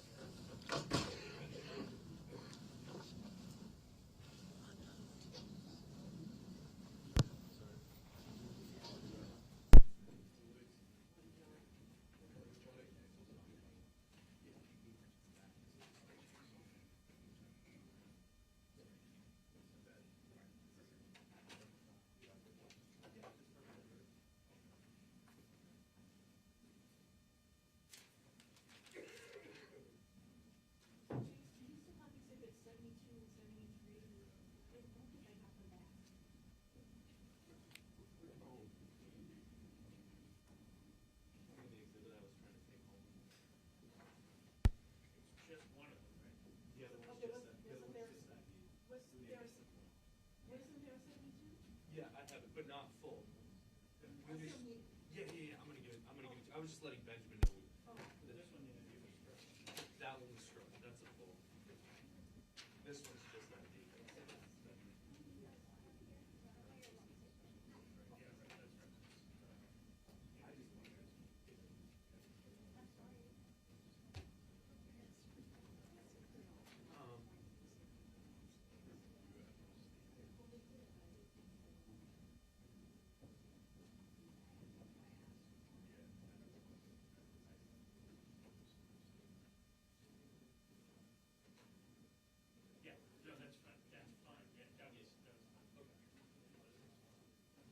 I didn't mean to interrupt your exam. It's just I could have done it on cross, but it would have been so confusing to come back later. No, we're good. I just don't want to. No. That's totally. That's perfect the way to do it. Yeah. And again, I can either do it on cross, just something that like don't pay attention. Time stamps on the surveillance on the video. Yeah. Well, they can't get this. So we they don't pop out. No, because the players on. Right. So we just did the standard video. Oh, okay. So they shouldn't see anything. But what I should clarify is that the running time will be understand this, but the running time will be time. So if I miss that, make sure to bring it across. I'll try to do that. I almost never give questions to the opposite attorney to ask, but it was the right. Yeah, that was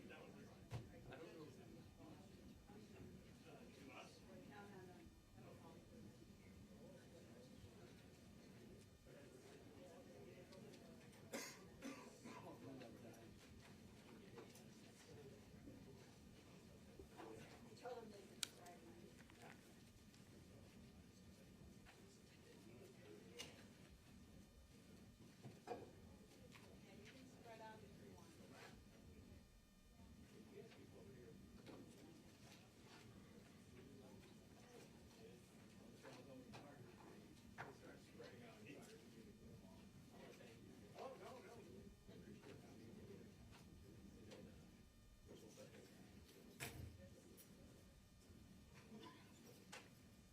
So welcome. So I'll give you a little background while you're eating and lunch about who I am. I'm not sure how much this place knows you. So my name's Will Delphin, you know, and I am a judge here in Manchester. I have been sitting here in Manchester for about 3 years actually right now, and 4 years in fact. I came just before the pandemic started, and I have been a judge on the Superior Court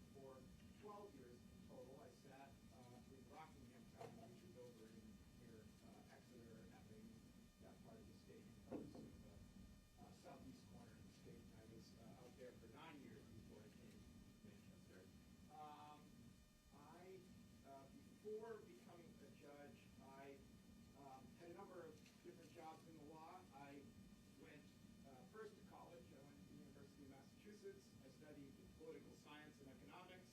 And then I went straight from college to law school. I went to the American University in Washington, D.C., where I got my law degree down there. And then on graduating law school, I really wanted to be a law clerk. And a law clerk is a job, it's kind of like an apprentice, not an apprentice, that's probably not the right word, but it's an opportunity to work closely with a judge to help the judge do legal research and writing, and you get to see how the court makes decisions. And typically, new lawyers straight out of law school can apply for these jobs and work for a judge for a year, get lucky enough to get that opportunity. So I worked for Judge Horton, Justice Horton, on the New Hampshire Supreme Court. So that's the highest court here in New Hampshire, in Concord. And I worked for him for a year as a law clerk. From there, I went to private practice down in Boston. So I worked for a big law firm. There were 300 lawyers in the law firm, and we did all kinds of commercial business litigation. So businesses suing businesses, that sort of thing. I did that for a couple of years, but I really wanted to be a prosecutor. That's what sort of my goal as a trial lawyer was. And so when an opportunity came up to work at the New Hampshire Attorney General's office, I applied at that job. And I worked with the Attorney General's office for about 14 years. And did a number of different things there, but ultimately ended my career working in the homicide unit. I founded the cold case unit, so investigating and trying to solve and prosecute unsolved homicide cases. And then Governor John Lynch appointed me to the bench back in 2011. So that's sort of my path forward. So Superior Court, we are what we call the Court of General Trial Jurisdiction. So we try most kinds of cases with a few narrow exceptions. So we don't do family law cases. Those are a specialty case that are heard in circuit court. We don't do probate cases. Those are things when someone dies and has a will, or if they don't have a will and they have property, that property needs to go to somebody after their death. And so there's a probate court that specializes in those kind of cases. And then we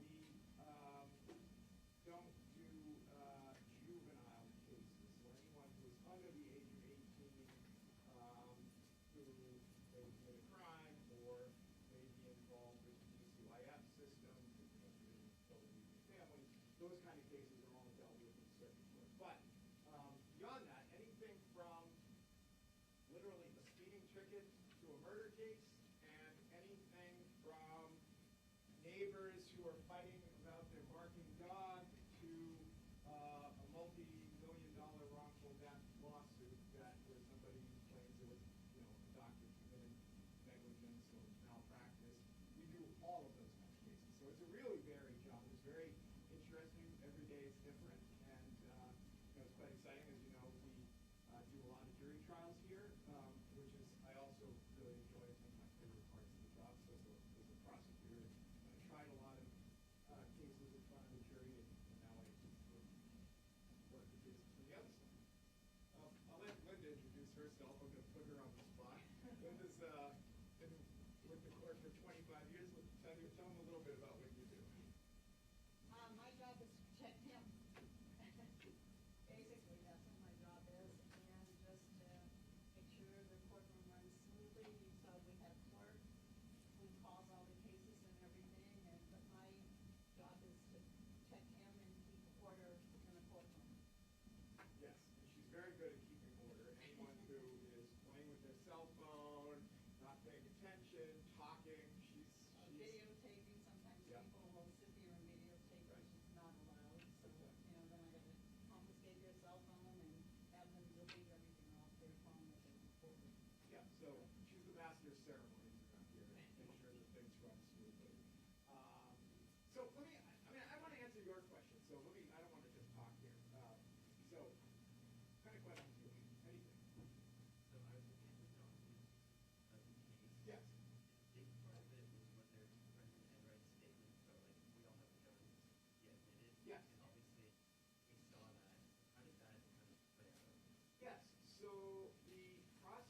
So the lawyers have an opportunity before a trial starts to file what we call motion, which is they ask the court to make certain legal rulings before the case starts, so they know what evidence is either going to be admitted in front of the jury or kept out from the jury trial, and that way they can plan better their strategy. So in this case, the state had filed a motion. We call it a motion in eliminate. It's just a Latin phrase for limiting evidence. Ahead of the trial to say that Brendon and Wright's statement was not admissible because it didn't have, because the state's argument was there was no evidence that the defendant heard that statement. And unless Mr. Delee heard the statement, the state argued it wasn't relevant to the case. And so I don't know if you saw the ruling I made, but what I ended up ruling is that Mr. Enright was between the people who said that and the defendant, and if he could have heard it, then Mr. Delee could have heard it, and so I concluded that a reasonable jury could have decided, I mean, it's ultimately up to the jury or not, whether or not Mr. Delee heard that statement, but at least a reasonable jury could conclude that he had heard that, and to the extent he heard that, that may have an impact on whether he felt he needed to act. So that was the fine. You said that you were a law clerk, or did you recommend like having that job in order to like become a judge or like before people? Well, I would recommend that job no matter what. If you want to be a lawyer, if you want to go to law school, whether you want to be a courtroom lawyer or whether you want to be a corporate lawyer or whatever kind of law you want to practice, being a law clerk is a tremendous opportunity because, for a lot of reasons, but it exposes you to a lot of different areas of the law, and so you learn a lot about the law. You learn how judges make their decisions, which helps you as a lawyer in whatever you're doing, to frame arguments, to draft better documents so that you don't get challenged in court if you're a corporate lawyer. And so it's really not a unique opportunity, but only a very few people get that job. We have a total of 15 law clerks in the Superior Court, and then I think at the Supreme Court, each judge has 2, so that would be 10. So there's a total of 25 law clerks in the state of New Hampshire at any one time. They're a two-year commitment, and after that 2 years, you can go out and practice law. And so, whether you want to be a judge or not, I had no inkling that I was going to be a judge. I am not from New Hampshire. I have no lawyers in my family. Neither of my parents went to college, much less law school. We had no friends who were lawyers. And so being a judge was the furthest thing from my mind. I loved what I was doing as a prosecutor. I loved trying cases. But at some point I had tried the most complicated cases, and I felt like I needed to expand my horizons and learn new things, and I was eager to try something different. And I had worked closely with the governor's office in different capacities, so I got to know Governor Lynch and his office through legislation and other stuff I was doing with the Attorney General's office. So that opportunity just developed through my career as an opportunity. So, but I would definitely recommend that if you're thinking about going to law school. Other question? When the jury has decided the verdict, why is there the lack of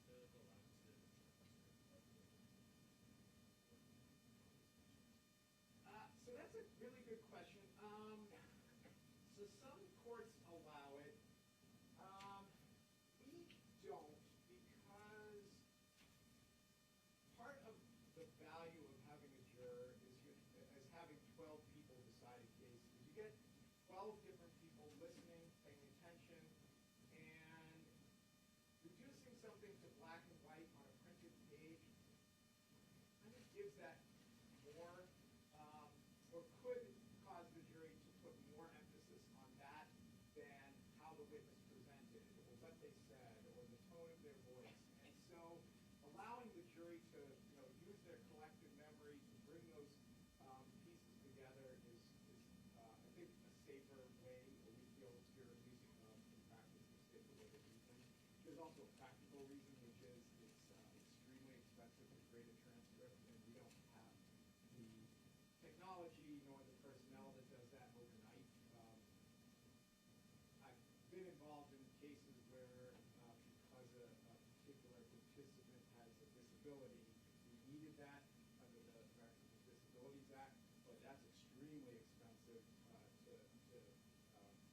put in place, and so we don't usually, most rare cases will provide access to somebody.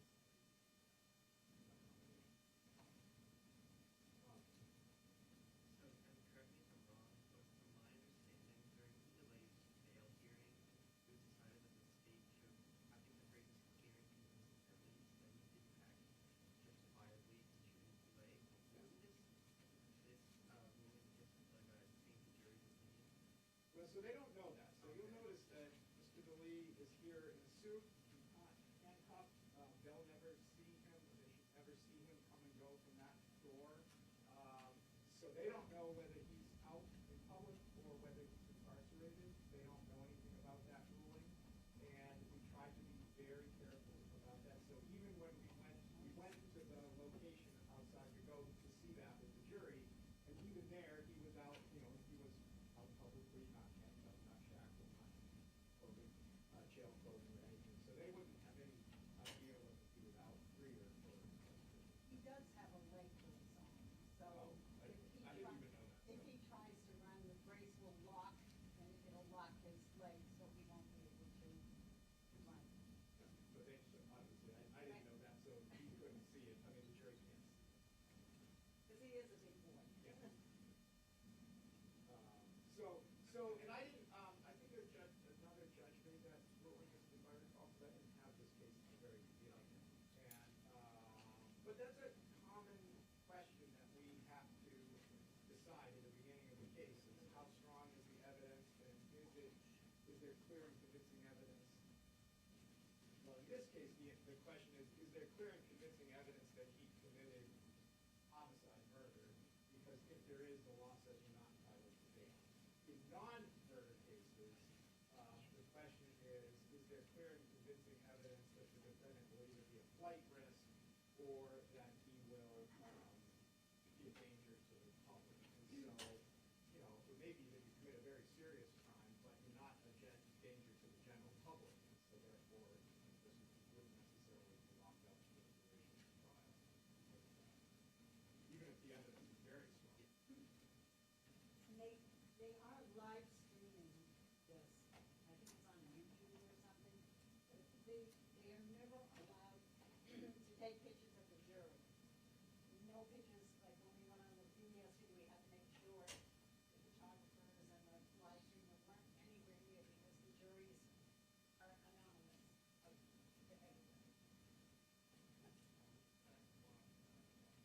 Oh, yeah, that tells us that the record, so we record everything that happens in court, and if that clock is running, I know that there's a record being taken, and if it's not running, then I know, like, let's not talk, because we need a record to make sure that.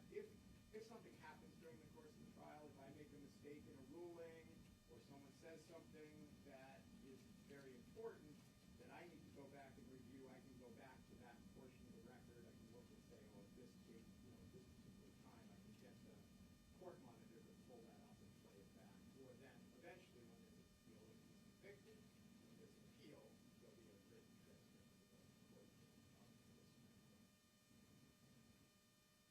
And so the monitor, Joni, who sits there, her job is to make sure the recording is running, but she also makes a record of all the exhibits that are introduced.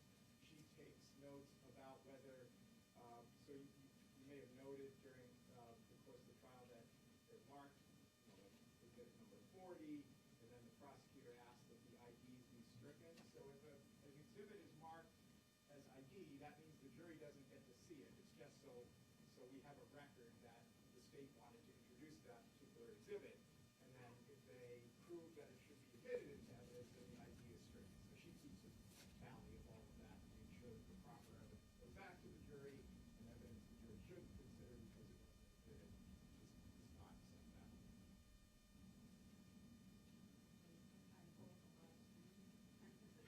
There's certain, like, most common type of case that you see here that you, like, kind of No, I mean, so, we,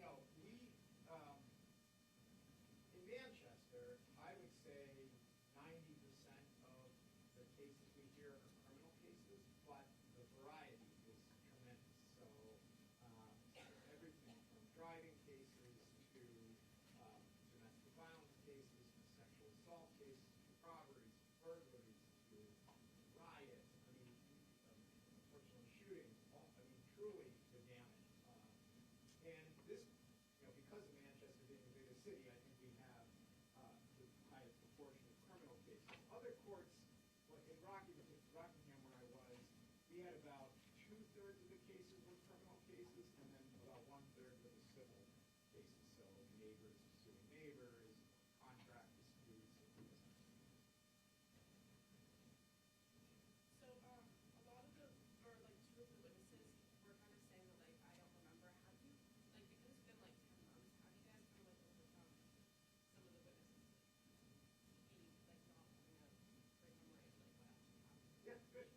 So there's a couple ways to do it. So one is witness prep. So both sides will typically meet with their witnesses ahead of time, discuss the case. Different lawyers approach that process differently. My practice was always to give the witness a copy of their statement to help them look it over again. Some lawyers don't want to do that because they want the lawyer, I think they have a strategy that they think that that's more effective, not give the witness their statement and just find out what they've got to say today. But in any event, so that's one way to do it, refresh their memory. But once they get on the stand, you know, we've all been there. You just have a brain freeze, your mind freezes, you're staring at, you know, a room full of people and strangers, and it's frightening. And so what you can do if the witness says, I don't remember, then the lawyer can say, and you, I think, saw this at one point this morning, can say, I've got your police report, would that help refresh your memory? And if the witness says yes, they'll look at it, and it'll either yes or no. You know. Like, if the witness they were talking to, he said, the next person that touches me is gonna die. And she said, like, the next person that touches me is gonna die, which obviously is gonna die. And like, the defense came up and was like, oh, so he said, the next person that shoots me is gonna die. Yeah. And like, oh, the prosecutors were like, so they said the next person that's gonna, next person that touches me, like, is gonna get shot. Like, he said something. Yeah. Yeah, and that's ultimately going to be the jury's decision about what that means and, you know, whether that difference in his memory is significant, and if it is, you know, what effect that has on the outcome of the case. But, yeah, I picked up on that too. You know, one said shot and one said die, and, you know, those could be very different things, depending on what the jury views it. But, yeah, I sense that as well. So that's why we have a jury. They make those decisions. And self-defense, you know, it's one of the, I would say, of all the cases that go to trial, the ones that go to trial most commonly are cases involving sexual assault, often because there are only, you know, two people involved in that, the defendant and the victim, and not a lot of independent witnesses to a case like that. And so those cases often go to trial, and the ultimate issue is credibility. And then self-defense cases are probably the next most common type of case to go to trial. And it applies, self-defense applies whether it's a homicide or a bar fight. You know, I've had ordinary bar fights where two guys, you know, if this had just started and ended as a bar fight. I've had cases where, you know, they get into fisticuffs in the bar, and one of the people gets charged, and the other one says, I was just acting in self-defense, and that's for the jury to decide whether that's right or wrong.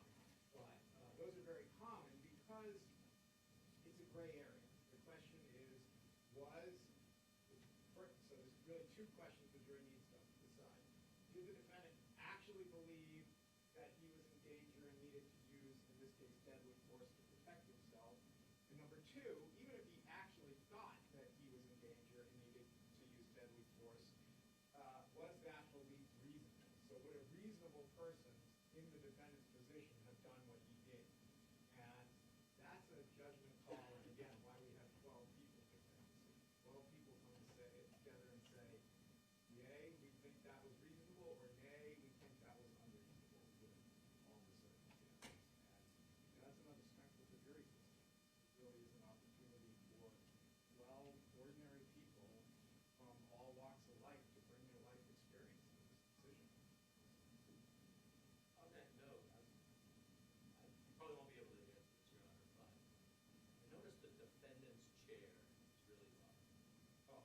And the lawyer next to him is really high. And I'm curious if that's a strategic move to de-emphasize the height. It might be. I hadn't noticed that until No, you were just. they're all basically the same Right, pushes it down. Push it, down. Well, I noticed that It is a little lower. his defense attorney It was is just smaller, a little like lower. raised it, like Oh, walked did he over really? and raised Oh. it up as high as he could.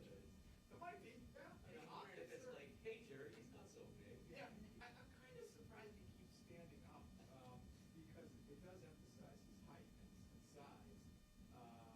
He doesn't have to do that, but maybe he does it because he's not afraid, sort of, there's a signal to this. I mean, a lot of this is here, I don't mean that in a negative way, but a lot of it is advocacy is trying to convince somebody that you're in the right, and, you use all the tools available to you to convince the jury that you're in the right.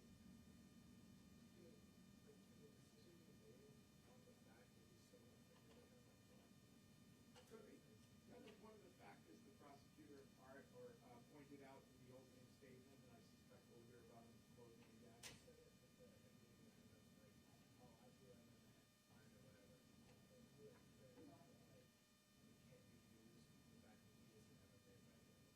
Yeah, I mean, nobody knows, I mean, at least we haven't heard any evidence yet about whether he really has had training as an MMA fighter.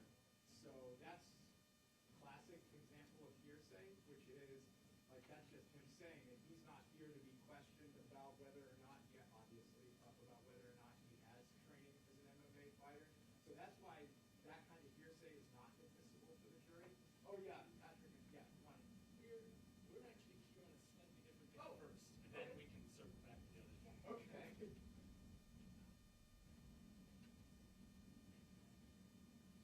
So we're showing, these are prospective witnesses. Oh, perfect, okay. I'll introduce you to who just came in, at least the lawyers in a few minutes. They're gonna, come talk to you a little bit, once they have some free time. What I was saying was, the MMA hearsay. Yeah, so hearsay is one of those rules that typically a jury's not allowed to consider statements other than those that are testified to on the stand, unless there are some exceptions. So, one exception is if somebody makes an excited utterance, like, oh my gosh, like, I can't believe he just did that, or something, or I can't believe he just threw a punch. That's done sort of in a reaction without thinking. And one of the statements I allowed in this case, and I don't know if we gave you that ruling or not, but there was a dispute about whether you didn't see this, but this came in yesterday. The defendant made statements when the police initially arrested him, and he said things like, he punched me, I was acting in self-defense, I was acting in self-defense. And I allowed that in as an excited utterance because it was made sort of spontaneously in the moment of, like, this all just happened. And at least the jury could conclude that that was a statement that reflected his state of mind at that particular moment, and was not a conscious decision to fabricate a defense in the case. And so those are the kind of hearsay exceptions that can be admitted. Another one would be, oh, look, there goes a car that just went through the red light. That's something that's happening in the moment, and so there's not a lot of time to fabricate, or, it might be wrong, but it's sufficiently reliable that the law allows that. But a statement like, I'm an MMA fighter, do we know whether that's true or not, and what's the level of skill, and what kind of training does he have, all of those things. That's something we don't have any way to test because he's not here as a witness to talk about that. So that's why that is not admitted to prove the truth of the fact of whether or not he's an MMA. Does that make sense? I don't know if you can fact check us on this. In your opinion, which side is winning? I can't answer that. Yeah, I figured. I'll tell you on the bus. How do you prepare beforehand for cases, especially one like this? Well, it kind of depends. Usually there's quite a bit of litigation ahead of time, so, get a good sense of what the case is about. What do you mean by prepare? I guess in what way? Mentally or know Well, I guess law like or? facts, so you know what's going on with the lawyers. Oh, that's a good, so a lot of times, I don't have the slightest clue what the case is about. Like, I know what the charges are, I come into court, and the first time I'm learning about the case is when the lawyers stand up and give their opening statement. That's what this case is about. That's not an uncommon thing to happen in court, especially in a case that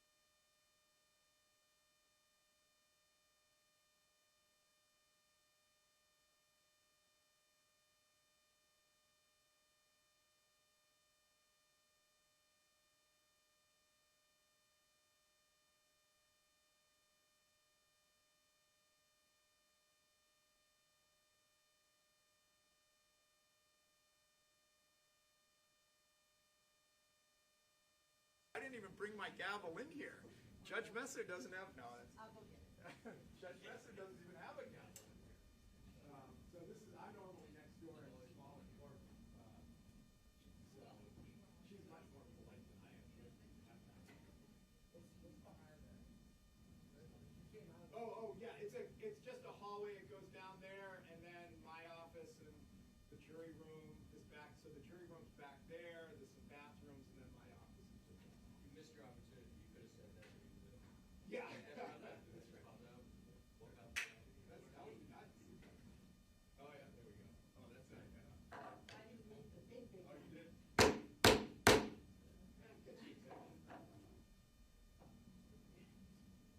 It's just like, I kept forgetting to look this up. If you,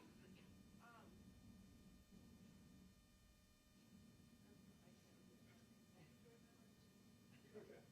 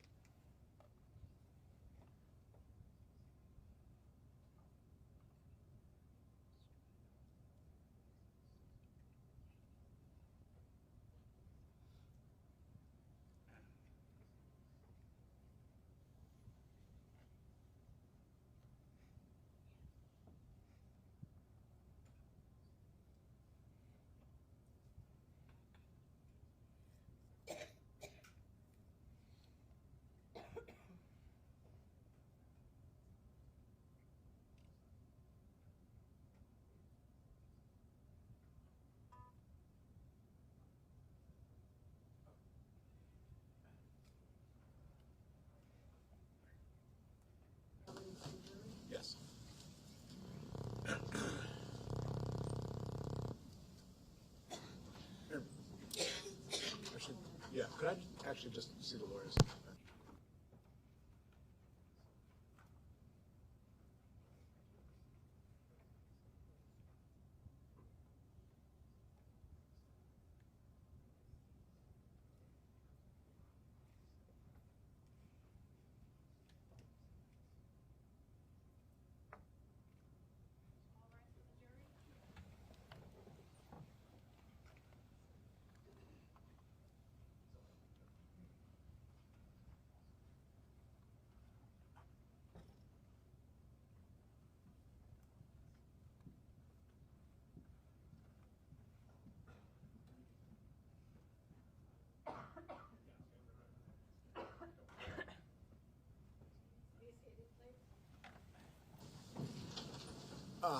Okay, so ladies and gentlemen, I'm just going to remind you, it's important, and I think I reminded you of this yesterday, not to read or see or pay attention to anything that's going on in the media, social media, online, news.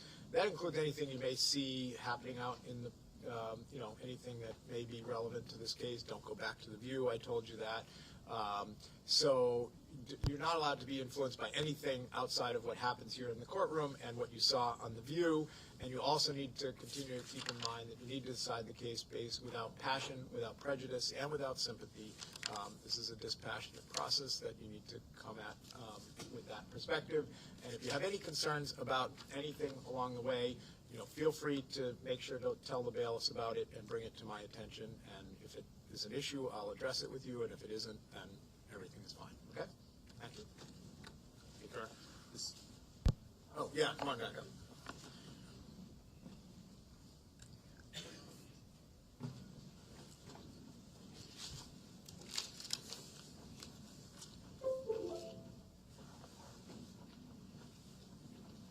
Oh, you're already under the floor.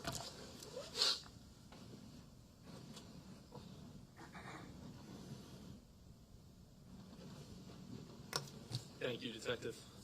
All right, so I think this is the slide we had just finished up on. So moving ahead to State's Exhibit 48. Would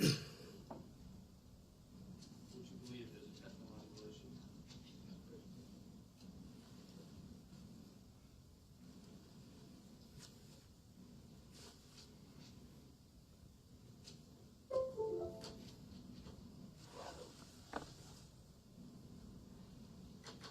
In fairness to the lawyers, I have been dealing with other cases, so they haven't been in here, been able to play with the technology since we My took a break. apologies. Thank you. The whole restart thing. Do you mind just doing the lights? Thank you. All right, so again, this is where we left off. So going back to the pool table cam, I'm going to play State's Exhibit 48. Before I hit play, similar to before, can you describe what general areas those boxes are detailing and where we should be looking? Yeah, this just left off in the previous clip. The yellow box is where Timothy Pouliot and Michael Mendoza are talking to the three females. And down at the bottom right, big red box, is Mr. Delee down there. In this clip, you'll see the three females walk back down towards Mr. Delee. Okay. Is this one of those overlaps that we were talking about? Yes, it is. Okay. And just to refresh kind of everyone's memory, the last clip we had watched was the interaction between Timothy and Olivia in that group at the bar. Mr. Mendoza, Yes. Abby, and yes. then we saw the woman walk back down to Mr. Delee's area. Yeah, this one looks like a shorter version of just a different view Okay. inside the goat. All right, so this one's about 40 seconds.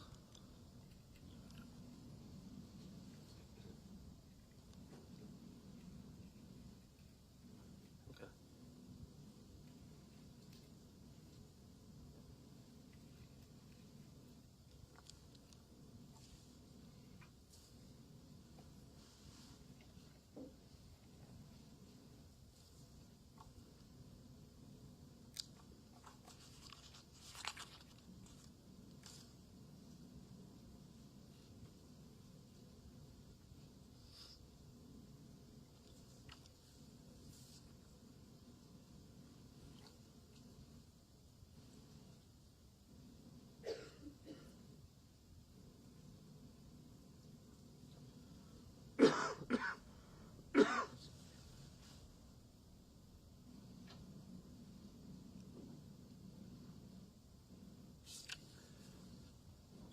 to State's Exhibit 49. Can you describe what we're seeing here? It's just a continuation of the previous clip. You'll see down here, it's a little bit further ahead actually, a minute or so. John Delee talking to 3 females with Gage and Matthew down the bottom right. The yellow box is where at this point Timothy Pouliot is now seated at a bar up there. In the middle of the box is a female with blonde hair. You can very vaguely make out Timmy's head of hair behind her, but in the yellow box, that's where Timothy is seated right now. And you'll see John Delee looking up in that direction, and then he's going to walk up to the bar, have an interaction with Timothy. Okay. And this is about a minute and a half or so. Yes, that's accurate.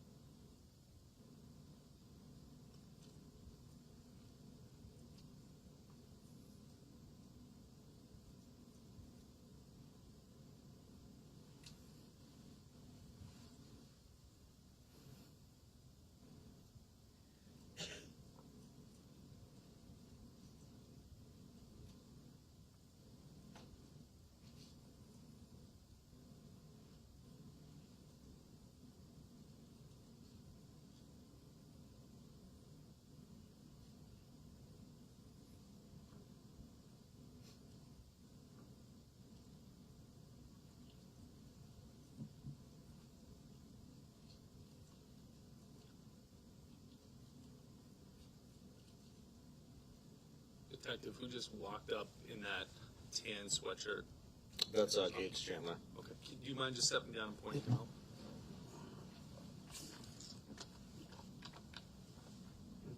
Okay. And I want to bounce back up to the main and sidebar camera. That captures that area of the bar, correct? Yes, it does. Okay. So, State's 50. Can you just quickly point out what we're seeing there? Same as the last clip, just a different angle right here. Red box is where Delee is with his associates down there, the females, and Saldana and Chandler.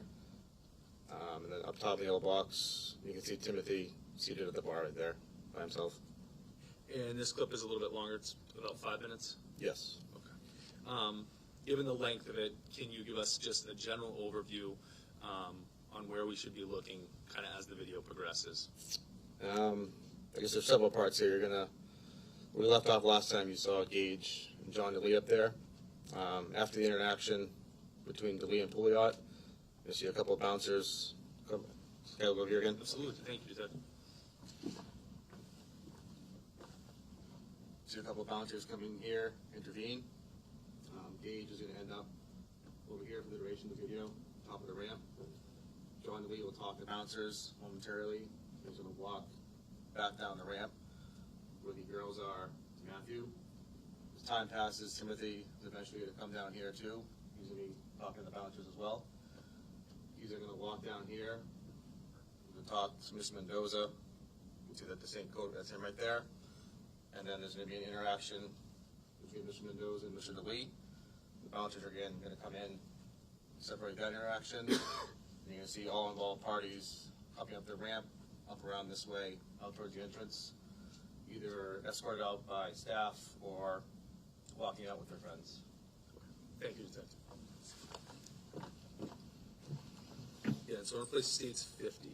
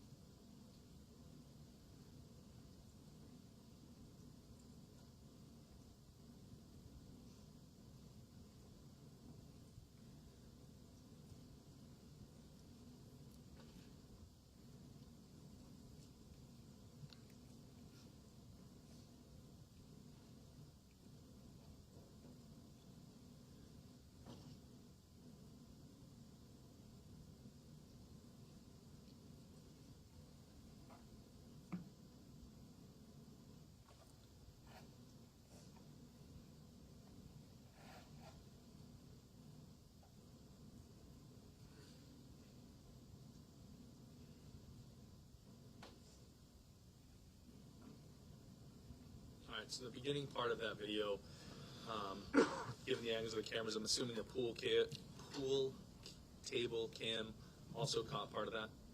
Yes, that one does reach up to the main bar area. Okay.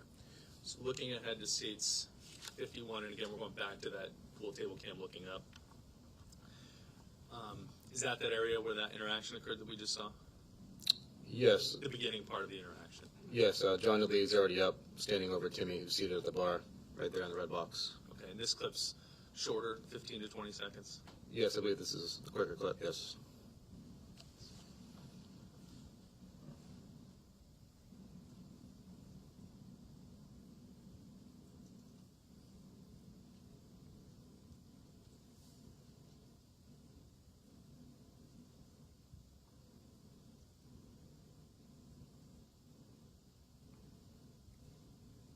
So right after that, we saw in the last clip, the defendant comes down the ramp eventually. Yes, at the top of the ramp, we'll talk to bouncers momentarily before coming back down. Group of friends. And does the next clip capture that? Yes. This is State's Exhibit 52. What's happening in that box right there? That's where John Delee is talking with staff from the GOAT. Okay. And before I hit play, what should we be looking for from this camera angle? This would be Mr. Delee walking back down here along the tabletop bar. He'll be talking to Matthew and the three females at the bottom of the ramp. Okay.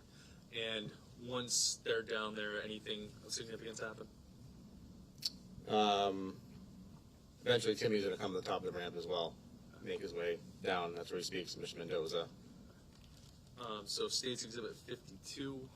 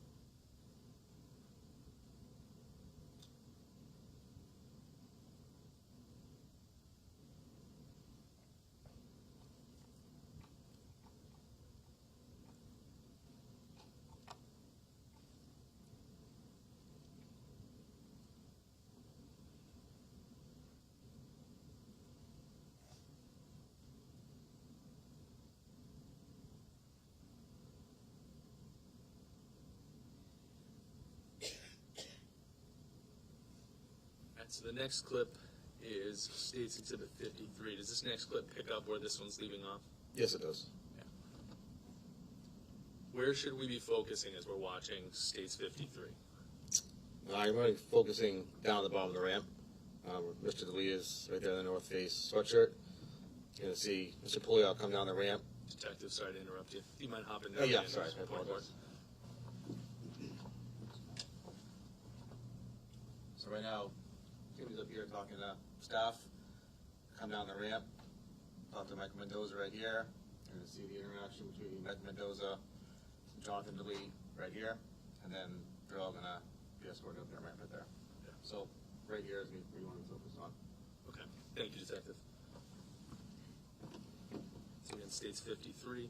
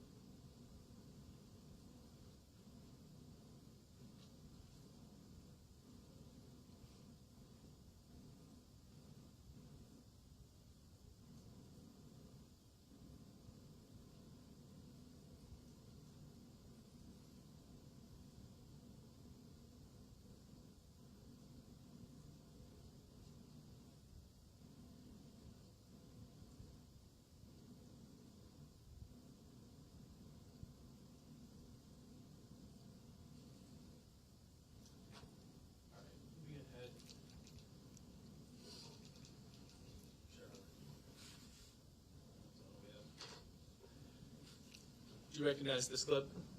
Yes, I do. This is States 54.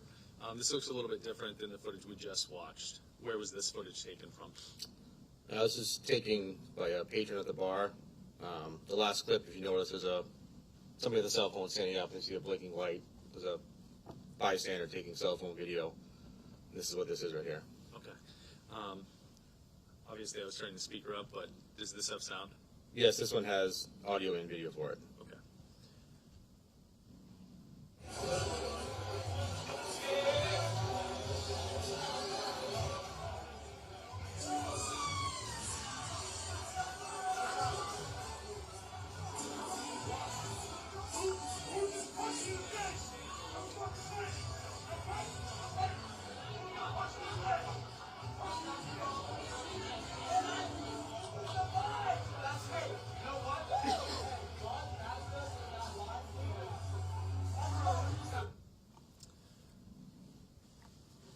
Going back to the goat surveillance from that video, did the main bar window catch the rest of that exit from the bar? Yes, this one does not cover the interaction, but it covers all parties being escorted out or leaving the goat. Okay. And no sound on this one, or is there sound? No, it's from the goats. We're back to just video. And if you can, I apologize, lots of video. If you can come down and just point where we should be looking, where people are going to be coming from and going to. So everybody's going to be coming up from off camera right here, top of the ramps right about here. You're going to walk up this way. You're going to see Mendoza and Nash first, followed by Delee, Solgano. Chandler goes before them, but they're all coming out this way right here. And at the end of the video, right about here in the middle, you're going to see an interaction between Timothy Pouliot and Abby Elliott. All right. Thank you, Detective. Not sure if I said it, so States 55.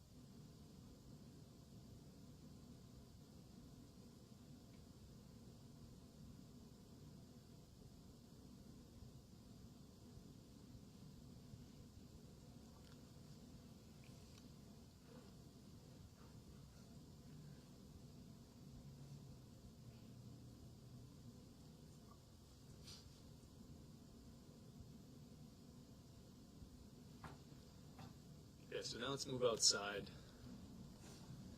So this is States 2. We've seen this before. A different version of this is States 56. Looks a little chaotic. Can you describe for us what we're seeing in this diagram? Yep.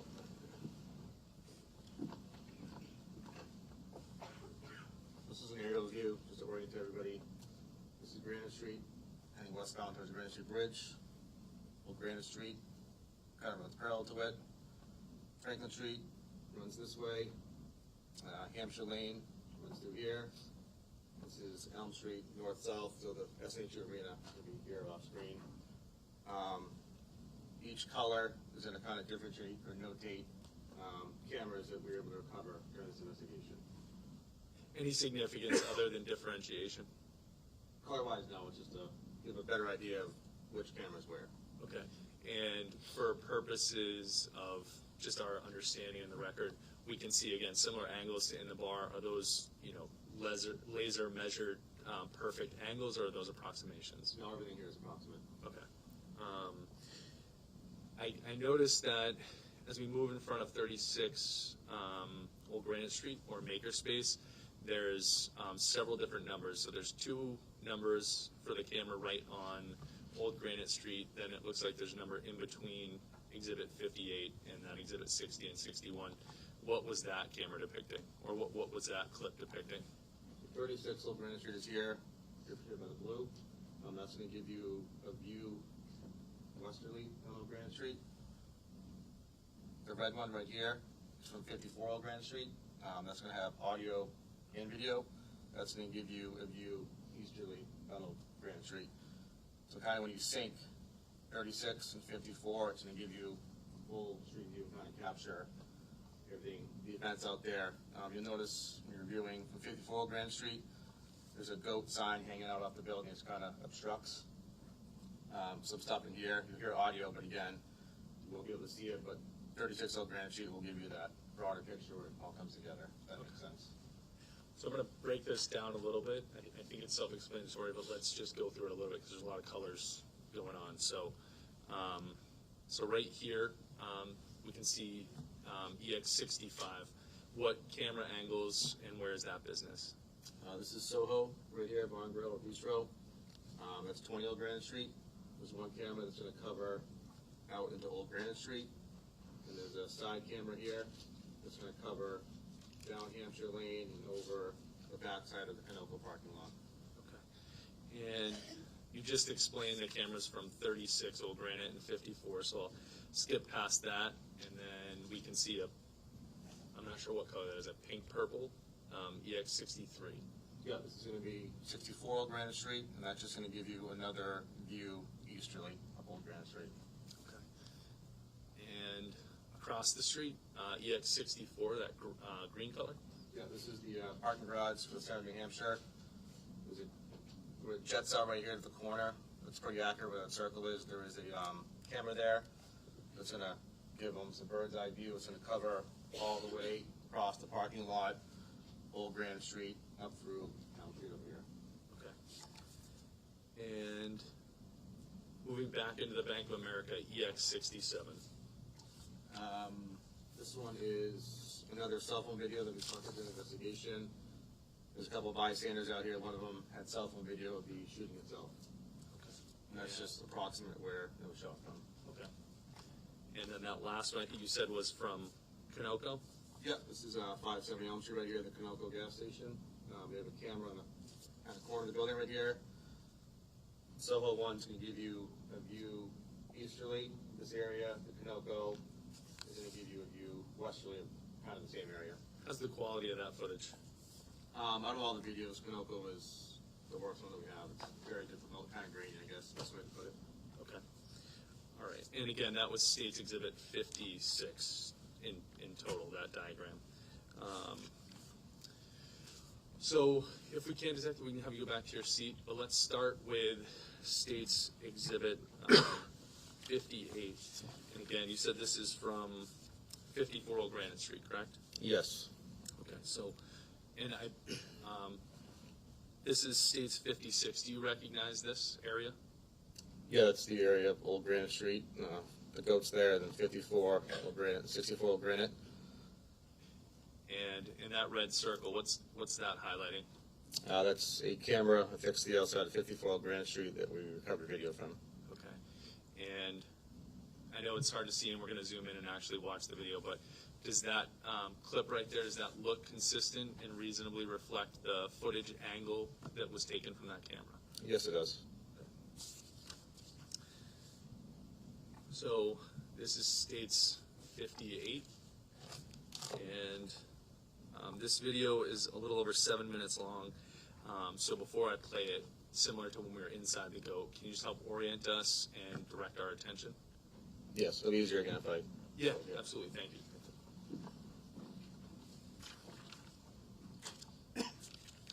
This is the goat right here, 50 Old Granite Street. The entry exit's going to be right here, so you're going to see the involved parties start coming out. Mendoza and Nash are going to walk across the street and get inside this white vehicle right here. Gage Chandler, Mazzotto, and John Delee are going to walk up together on the sidewalk. 3 females will follow them out shortly after. They're kind of all going to congregate in this general area right here. But again, this is the one that's obstructed by the sign. If you look closely, you'll be able to see legs down there, but that's the general area they're going to be at. As the video progresses, you'll see Nash Mendoza exit this vehicle, come over to this general area right here, by that white car on the side of the road, and during the court, about a minute and a half in, you're going to see Mr. Pouliot come out and start walking this way. As the video progresses, you see Mr. Pouliot start walking back up this way from the sidewalk. You are going to hear the audio of the loud popping noise, which we know to be consistent with gunshots. When you hear those gunshots, you'll see a lot of people heading out this way, and then they'll just roll on for a little bit, and you'll see the MPD response. There'll be multiple cruisers coming this way and down here on Elm Street. So there's going to be audio on this one? Yes, this is the one that has outdoor audio, yes. Yeah. All right. So I'm going to play States 58.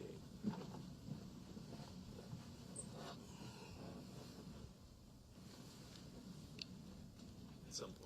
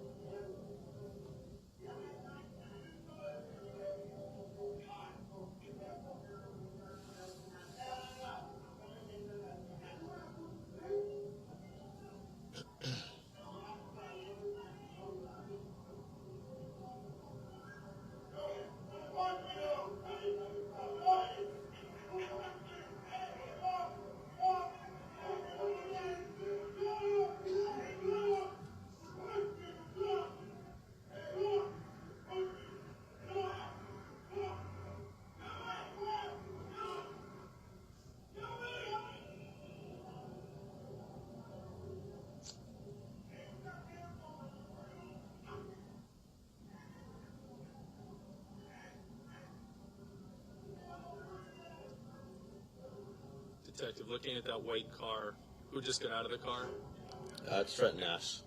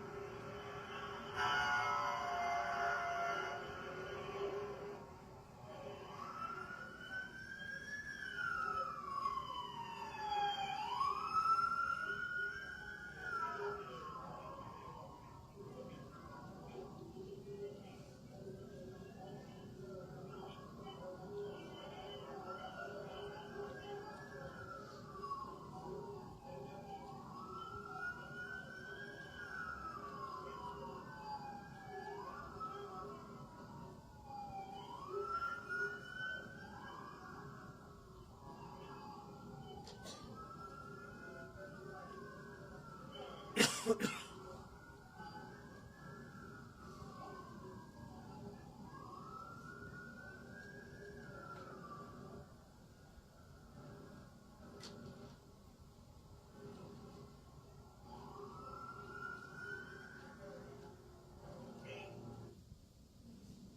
right, detective. Let's move up to 36 Old Brandon Street. Do you recognize this? This is State's Exhibit 59. Yes, this is a Google Street view of 36 Old Brandon Street. Similar to before, what is the blue circle highlighting? It's indicating an exterior camera that we were able to recover footage from. And does this clip represent the angle and what that camera was documenting? Yes, it does. So moving on to State's Exhibit 60. Is this that camera angle? Yes, it is. And this clip's about 4.5 minutes long. What are some of the areas that we should be focusing on, and can you just help orient where we're looking? So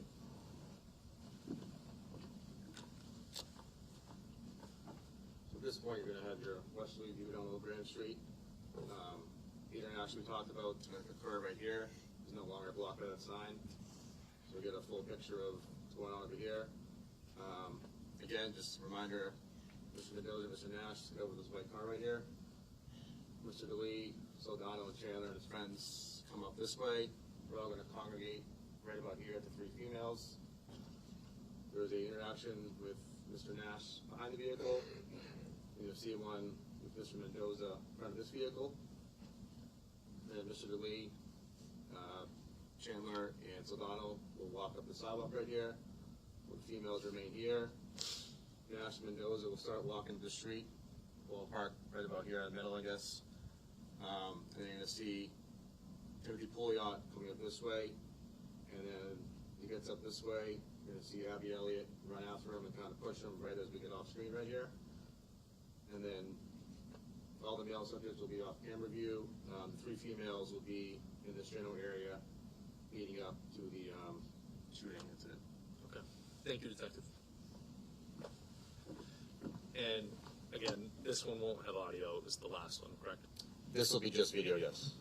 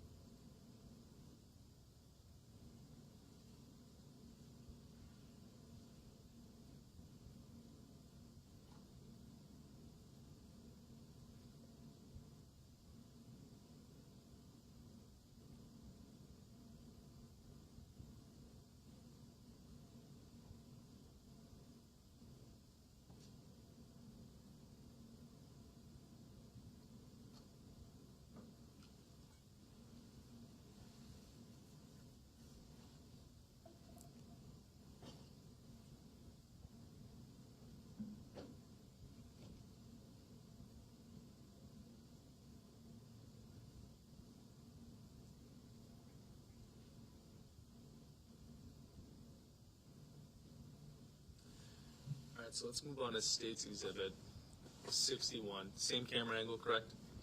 Yes. This has just been zoomed in and shortened a minute and a half or so. Yeah, this is the zoomed-in version. Okay. So that white car on the right-hand side, based on your previous testimony, that's the car we're going to see Mr. Mendoza and Mr. Nash get into, and Yes. then the interaction that you were describing is going to happen to the left side of the screen. You're the white car on the Yeah, left the side. other white car, yes. Yeah.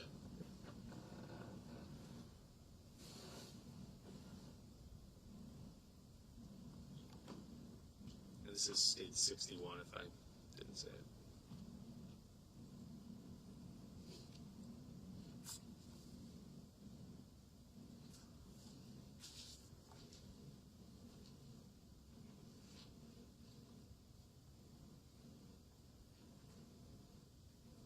Who's in that tan sweatshirt on the left-hand side on the sidewalk right there? That's Gage Chandler. And who do we see coming up on the left? That's Matthew Saldano, and then Mr. Delee with his arms out right now.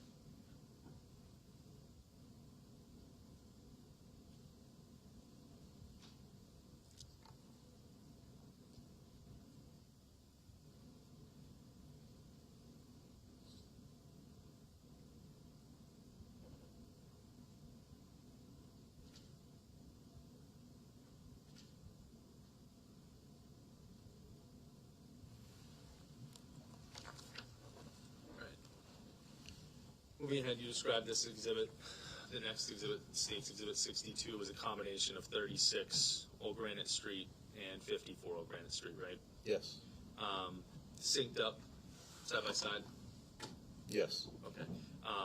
Is it perfectly synced up? Might be off by a second or two. Okay. But it's going to give you the perspective, east and west, to come together. Okay.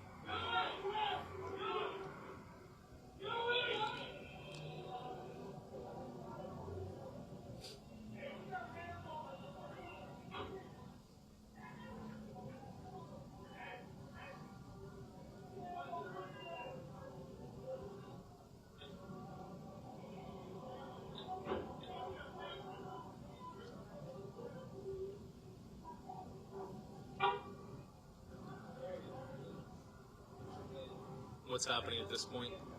Mr. Nash is walking over to Mr. Delee.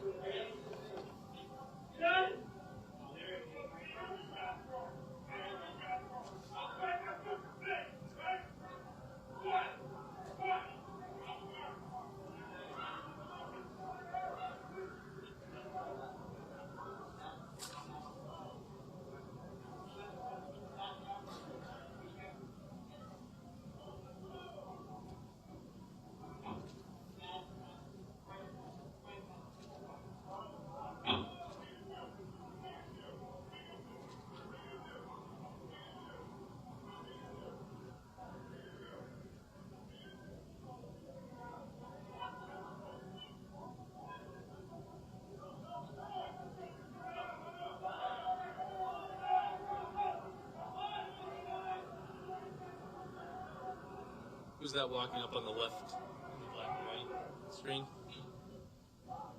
It's Timothy, going eastbound now.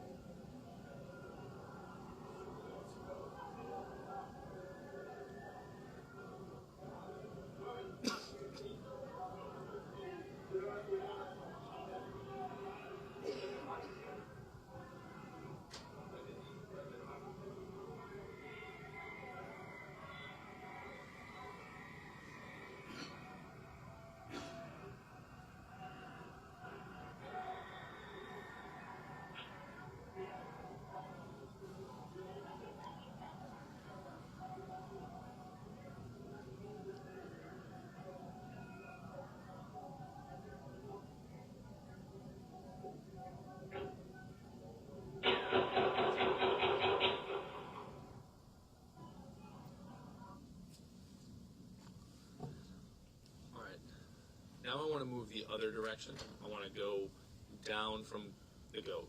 All right, so down to 64 Old Brandon Street. This is State's Exhibit 63, and we're going to do a similar thing. Do you recognize this photograph? You already identified it as State's 57. Can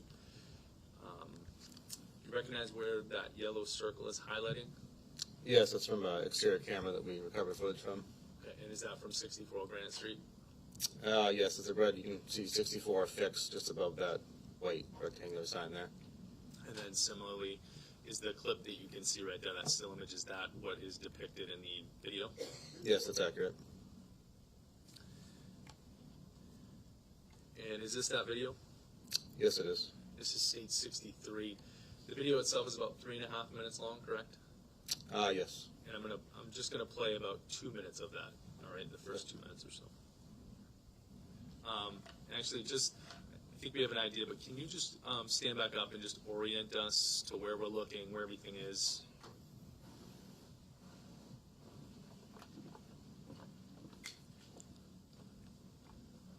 So we're going to be looking easterly again. This is that white vehicle. Windows and Nash are in.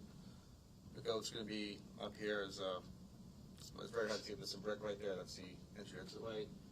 And in this video, you're going to see Mr. Pouliot come down this way, walking westerly down on Brandon Street on the sidewalk. All right. Thank you, Detective.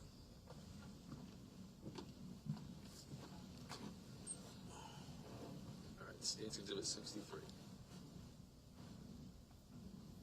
No audio for this one? No.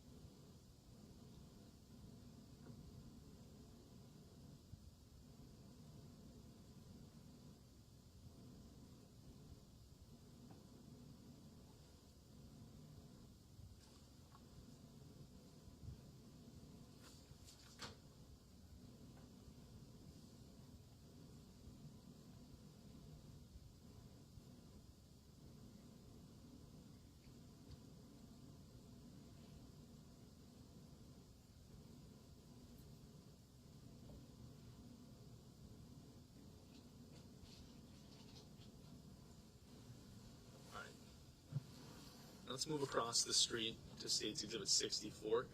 That green angle, I think you testified earlier, it was from the parking garage? Yes. Okay. Is this still depicting what we're going to see in the video? Yes, it is. And just describe for us, in general, what to expect on this. This clip's about 4 minutes long, correct? Yes. And can you just stand up, walk us through what we're seeing and what we can expect to see and where we should focus our attention? So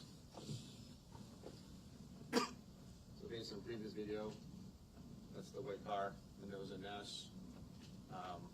The interaction's going to be behind this white car, front of the white car. You can see the parties separate.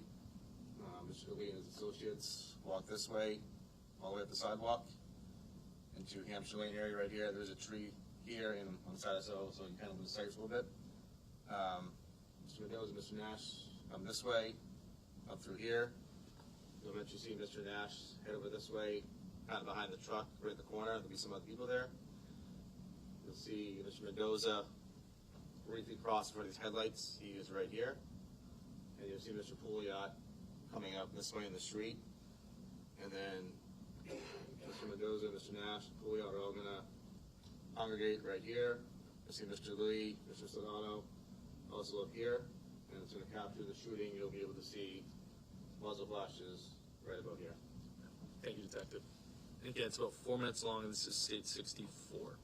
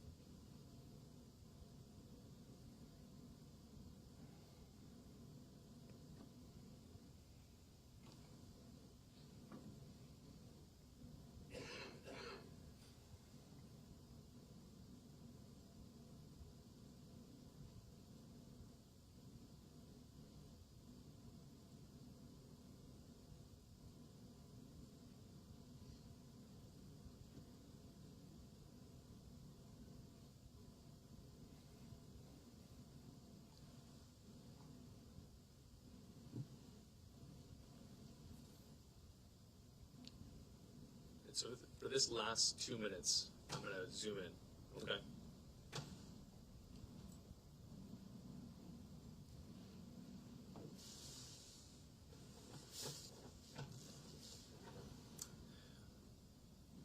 And Detective, do you want to step up and can you just point out who we're seeing? And I can actually back it back up, that way you can fill us in on where we're.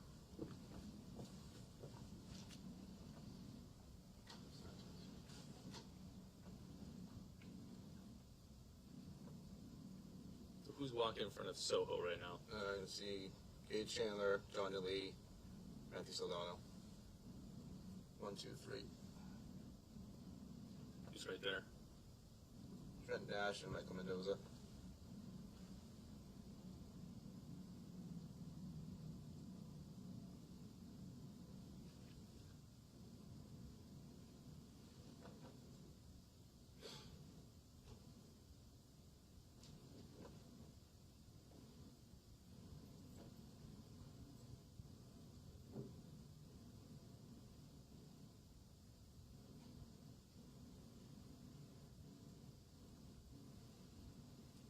Timothy Pouliot right there.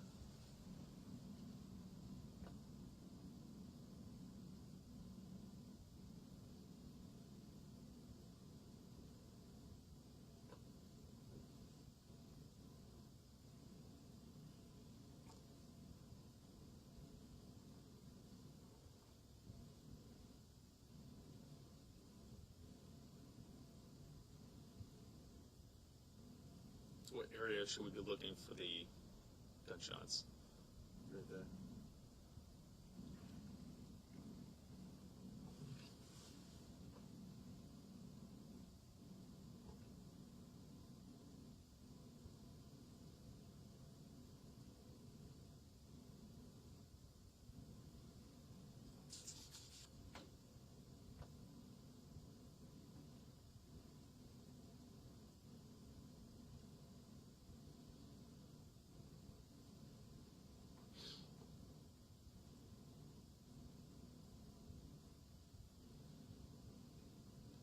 Who's walking right there? That's John Delee walking back down Hampshire Lane. Thank you, Detective.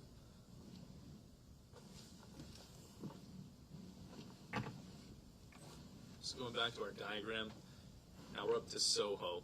Correct, you already explained the angles of this. Yes. In relation to those two angles, we saw those gunshots on that parking garage footage. Was the actual shooting captured on either of these angles that we're about to see? There's a very small blind spot. You will see Timothy Pouliot fall into one of the camera angles, and you'll be able to see some bullet hitting the street, causing defects, a little sparking, if you will. Okay.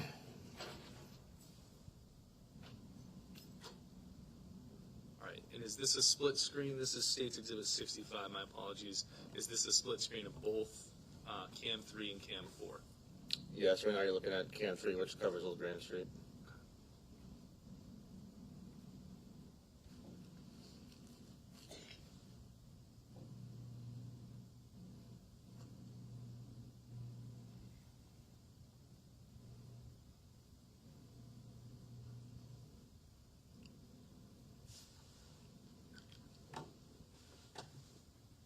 So who do we have walking up here?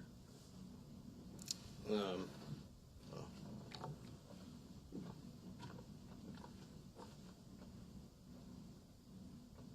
back or? Yeah, to back up. Absolutely. All right.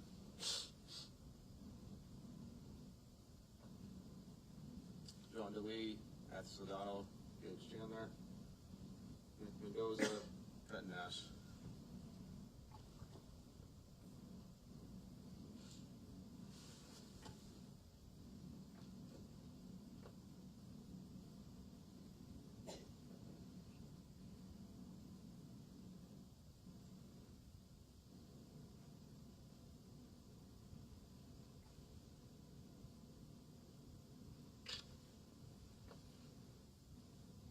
Right here, where about is Trent Nash and Mendoza?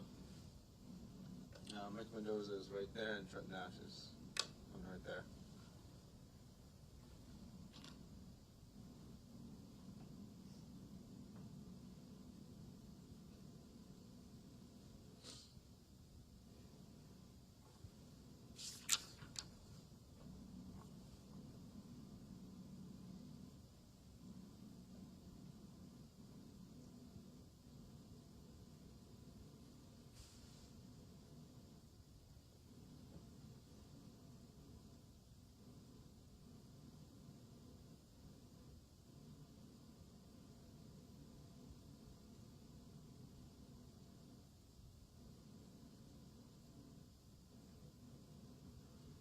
So where should we be looking now?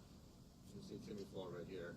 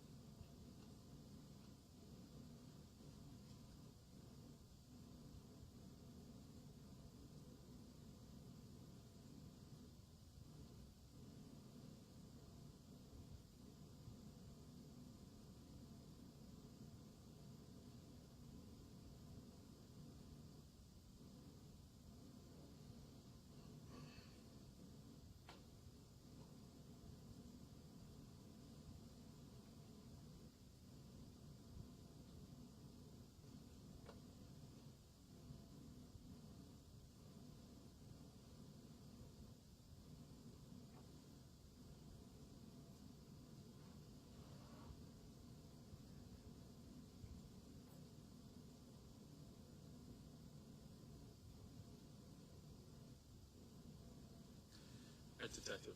You can stay right there, please. So you had mentioned you could see bullets hitting the pavement, correct? Yes. Before we go to that, the timestamp on the video that we can see in the upper right-hand corner of the videos says 1 a.m., 48 minutes, and 38 seconds. Is that accurate? No, it's about an hour and 3 minutes or so. Fast. Fast, okay. And are some of those other video clips that have timestamps, are those off a little bit? A few seconds here and there, but they're generally ballpark. Okay. Accurate. And now at this point, I'll come forward.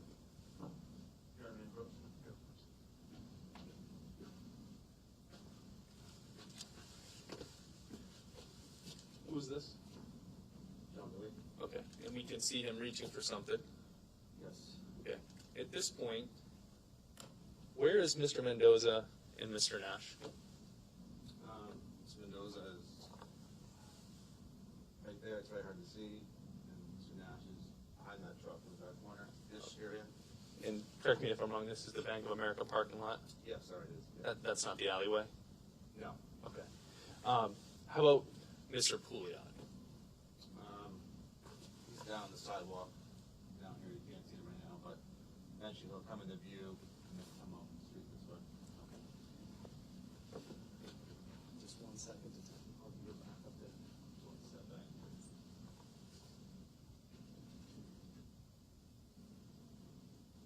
Detective, can I actually have you step back and point out on the same thing that we just did up there back here? For the benefit of the May I just stand over? Yeah, of course.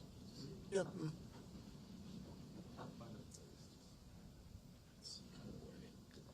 All right, so same question. Okay. You testified this is the defendant, correct? Yes, Mr. Delee. Okay. And where were Mr. Mendoza and Mr. Nash at this point? It's hard to see, but that actually is Mr. Mendoza right there on the sidewalk. Mr. Nash, based on the video you're seeing, you know he's on the side of that pickup truck over there. I'm just going to ask you the same questions. So this area here, I pointed up there, that's the Bank of America parking lot. Yeah, it's Bank of America parking lot across from the Soho. Okay. This isn't the alleyway. No, sir. Okay. And then in this picture, approximately where is Timothy Pouliot? Somewhere down here on the sidewalk, walking in this direction. Video progresses, you'll see him come out here, come on the street right there.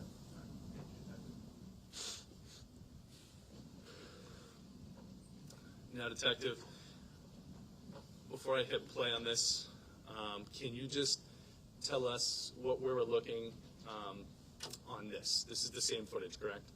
Yes. Just zoomed in? Yep. Okay. Where are we looking at in this camera angle? This is from camera 3 zoomed in. You're going to be looking at Old Brendon Street again. This is the view. It's going to catch Mr. Pouliot falling backwards right about here. You'll see 1, 2, 3, 4, either an impact on the pavement or sometimes you'll see an actual spark for the projectile hitting the pavement and skipping off. I'm going to back it up and then do it again because I think it's starting to play. So we should be looking right to left as far as the circles go. Yeah, it's gonna work this way. Okay, thank you.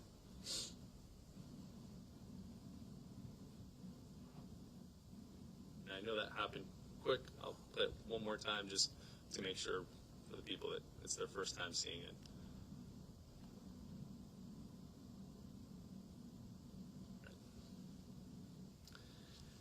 And now, Detective, I'm going to have you sit down for 1 second. I'm going to try to unplug this one.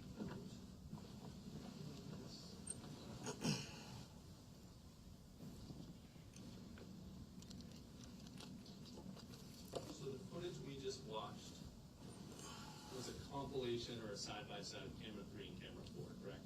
Yes. Okay. For the exhibit, they'll have the jurors will have the compilation, but they'll also have the individual videos? Yes, there's, yeah. Full-size videos? Yep. Okay. Just going to pull up. So same exhibit for purposes of the record.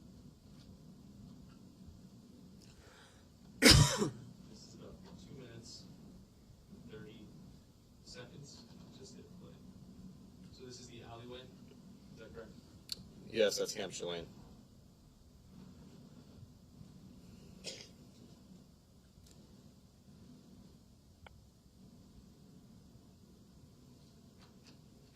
Apologize.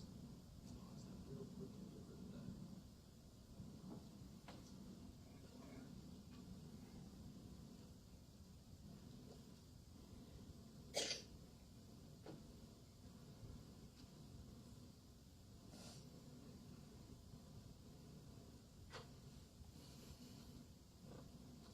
Apologize. So yeah, we talked about this a little bit earlier with the VLC player. The controls on there. Mm-hmm.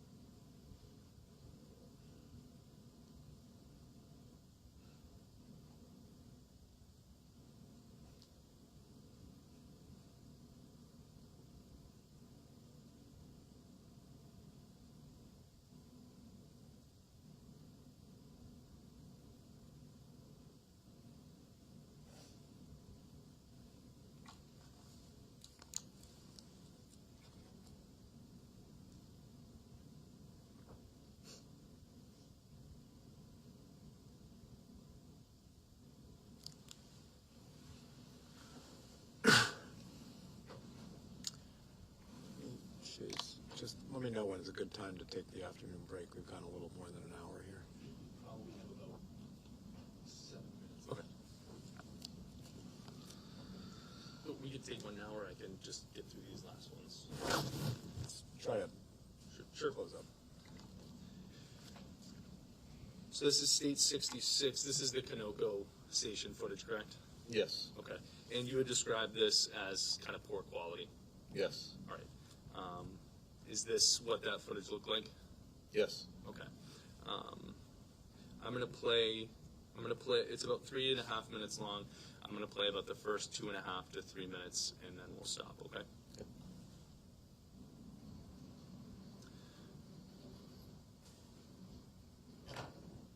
And I hate to pause, but the audio that we're hearing, is that related to the actual camera?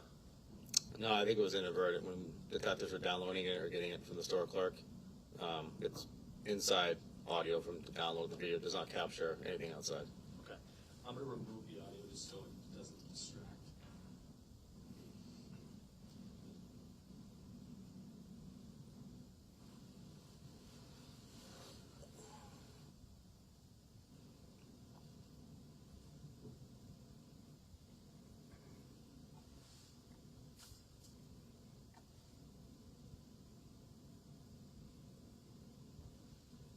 Who's walking down the alley to the left? That's John Delee right there.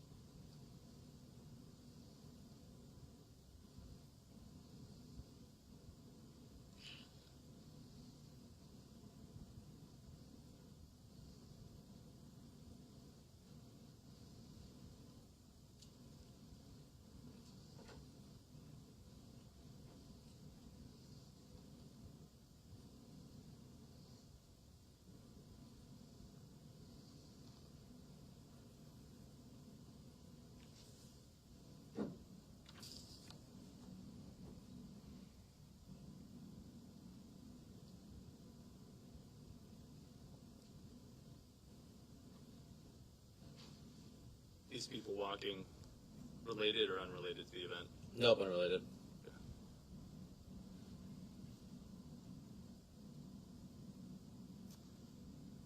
So we'll end it there. The other Soho camera angle that's a little bit more clear, that picks up the next part of that, correct?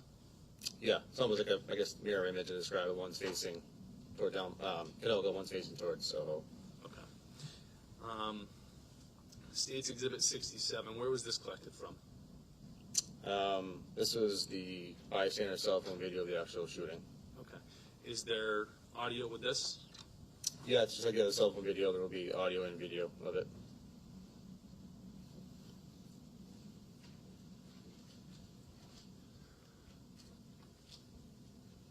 So I'm going to play a little bit of it, then I'm going to pause, ask you to identify who we're seeing, and then I'll back it up and play it through. Okay. This is fairly short video? Yes, I believe it's only like 12, 13 seconds-ish. So we'll just let it play instead of messing with the tech, and then we'll play it through. So if you can stand up and just come over and tell us who we're looking at or watching the video before I hit play, if you can identify who you can see right there. Right now you can see Gage Chan on the sidewalk, John Delee. Actually made it worse. This close up, sorry. Matthew Saldano and Timothy Pouliot. Okay.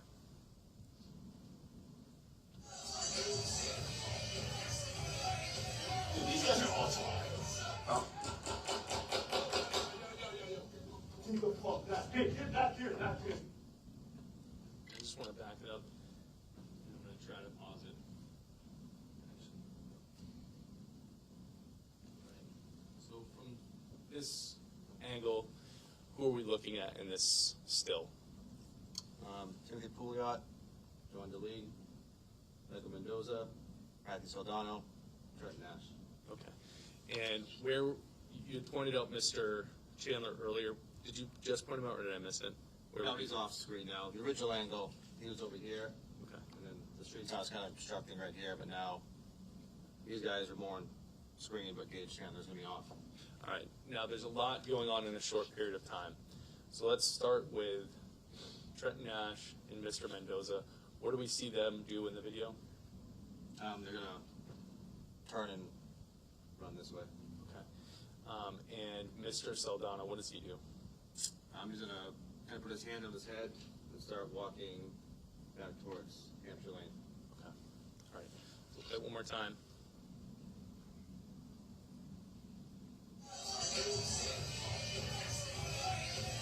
These guys are all talking. Oh. You go false back. Hey, get back here, back here. Thank you, Detective Lovejoy. If you can have your seat, I have no further questions, Your Honor. That's All right. We'll just take a short afternoon recess and then we'll.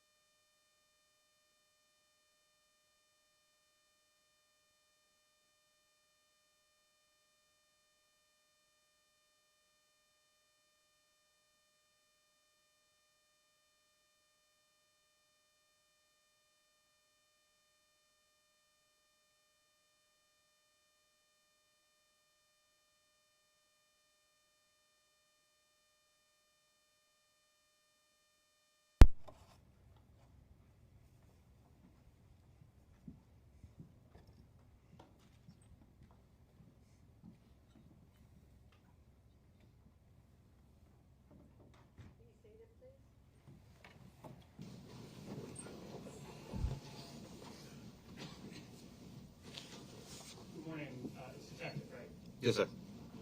Good afternoon, Detective. Since for whatever reason that's, it is not displaying, or not. Could I ask you to step over to the screen for a moment? Sure.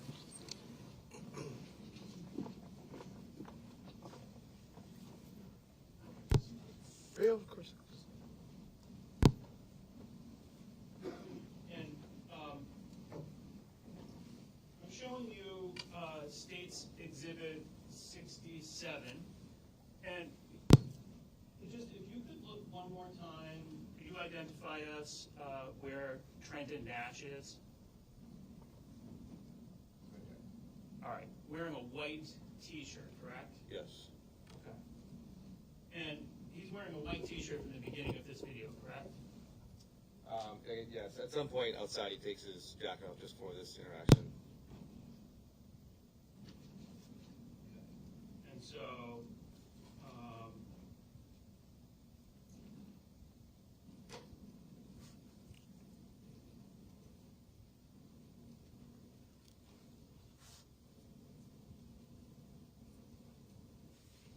this is, I've got it at 1:22 on State's Exhibit 65.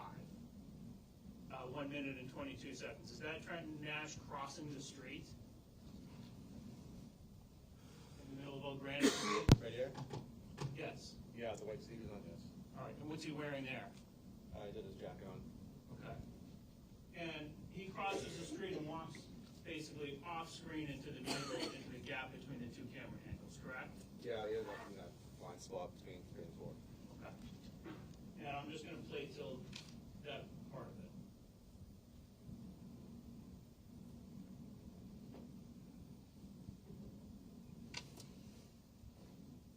All right, and he's off-screen now, right? Yes. We never see him again with his coat on, correct? I don't believe so, no. And we don't actually see him take the coat off. No. No further questions, Your Honor. Anything further? Nothing further on. All right, you could step down. You're all set.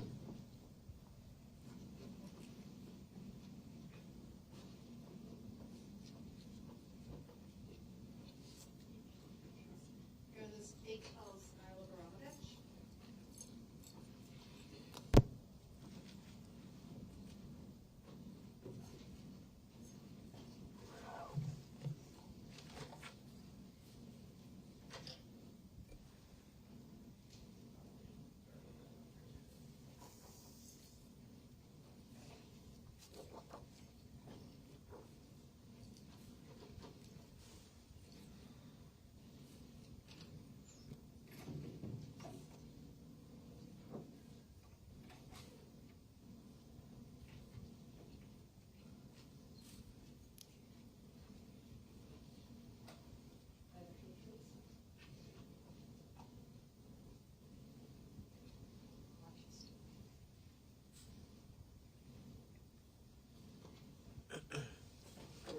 Do you solemnly swear the testimony you will be giving will be the truth, the whole truth, and nothing but the truth, so help you God? Yes, sir.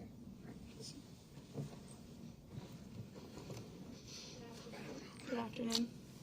Could you, before you begin, so you have water up there with you, which is fine. And there's a microphone that's right in front of you. That's kind of gray. So if I can't hear you, I'll ask you to speak up, but just so you know that that's there too, okay? Thank you. Could you state your name, and would you spell your first and last name for the record for us? It's Abramovich. It's AJLABAJRAMO, V as in Victor, IC. Sound like you've done that before. Where are you from? Ms. Brown? Manchester. Manchester? How long have you lived here about? Over 20 years. Is that about how old you are? Yep. So you were living in Manchester in January of this year, is that Correct. right? Where were you working at that time? I was at the GOAT. You were at the GOAT? And what was your position there? What did you do there? I was just hosting. Hosting? About how long had you been working there? About like 4 months. Are you still working there now? No.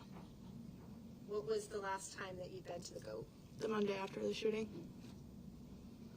So I want to take you back to that time, so January 27th, that night, into the early morning of January 28th. Can you describe for us what your plans were on that evening? I had gotten dinner with one of my friends, and then we had gone to the goat to go see our friend Sarah. So who was the friend that you went to the goat with? Kayla. And what's Kayla's last name? Norton. And you were going to meet a friend named Sarah? Yeah.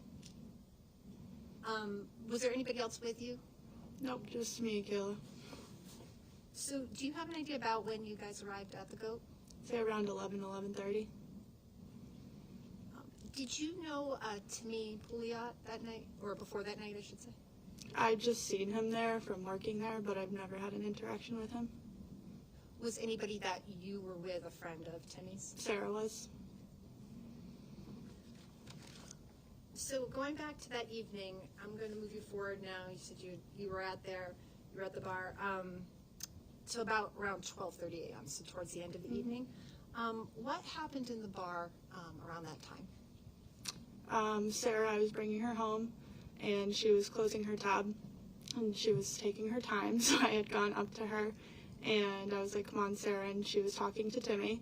So then we all just kind of started talking, and then John had come up behind me, and I'm tall, so somebody was overtowering me, and I was uncomfortable, and he had started talking to Timmy, telling him to go outside, and that he was going to meet him outside, and Timmy was saying no. So I had worked there, so not at the time. I wasn't working at the time, but I had gone over to grab a bouncer, but at that time, Brian had already walked over. So I'm going to stop you and walk you back through that just a little more slowly so we know everybody we're talking about. So you're first at the bar because Sarah's closing out her tab? Yeah. Okay. And Timmy's there with you guys? Yep, Timmy was talking to Sarah at the time. And what are you just kind of standing waiting for them? Yeah, I was telling her that I was like, we were all ready to go, and then her and Timmy were taking snapshots, so we just kind of were Snapchatting off her phone, and that was about it. Who was supposed to be leaving with you that night? We were taking Sarah with us, Kayla Norton was with me, and Cole Capano. Cole Capano? Okay, so that was another friend. Yeah. And you said that John came over. Did you know, who is this? The defendant. The defendant? Okay. Do you see him in the courtroom today? I do. Can you just describe him by something he's wearing or where he's... Yep, he's wearing a suit jacket and a black tie. May the record just reflect that this identified the defendant. Had you met John before that night? No. So can you describe for me again what was making you uncomfortable in that moment? Just having somebody overtower me, and you could tell that he was like standing above me and behind me, and I was just uncomfortable because somebody was like above me. And were you standing right next to Timmy when this was happening? I was standing right behind Sarah, and Timmy was to her left. And then can you describe for me again what you were hearing for a conversation? John had walked over and was telling Timmy that he was going to meet him outside, and then he was telling him to go outside. And Timmy was saying no. And did this just happen once, or was this said more than one time? It was like 2 or 3 times. Other than physically, the fact that he was taller than you, what was the defendant's demeanor like? Like, what was he? It was like forceful, like kind of yelling at somebody to go outside, to meet them outside, like starting a fight. So that's where I went over to grab a bouncer because it was like starting to spur up a little. Okay. And so you walked away from the bar at that point to get a bouncer? Yep. Were you able to get somebody before things started to happen? As I was talking to the bouncer, pointing out where it was happening, Brian had already walked over. And do you know what Brian's last name is? Brian Delaney, I think. Okay. He's a bouncer at the Go. Okay. So he had walked over and intervened before you came back? Yep. What was, you've described, so you said you're 5'9"? Yep. Okay. And that felt tall to you to have the defend over you? Mm-hmm. How tall was Timmy compared to you? He was shorter, so like 5'1" maybe. What happened at that point? Once Brian Delaney got involved and broke things up, what did you see happening at that point? I saw John going back down to the dance floor. Timmy was still up at the bar from what I could see with Sarah. And then Sarah had walked over to us, and we were about to leave until there was a fight down on the dance floor. Okay. And was that something that you were a part of at all? No. Did you... No. Oh, sorry. Yeah, we just have a record, Yeah. so I have to remind you to keep your voice up so we can hear it. Did you leave after that fight had been broken up? We couldn't leave because the cop was standing at the railing and telling everybody just to clear the way, so we kind of just stood to the side. And then where did you go after you were allowed to leave? We started to leave the goat. And then where did you go when you left the goat? To my car that was parked outside of the lot outside of the goat. So you were the one that was the driver that night? Yep. And again, who was leaving with you? Who was in your car? Kayla Norton, Sarah Butterworth, and Cole Capano. And where were they in the vehicle? Kayla Norton was in my the passenger seat. I was in the driver's seat. Cole Capano was behind me, and Sarah was to the right side. So when you got out of, or when you got into your car, I should say, where did you go? Can you describe for us where you drove to? So there's like 3 exits or entrances to that parking lot in front of the goat. I'd gone out in that middle exit where it's kind of that alley in between Soho and the goat, and I went to take that left right there. And you turned actually onto Old Granite Street? Yeah.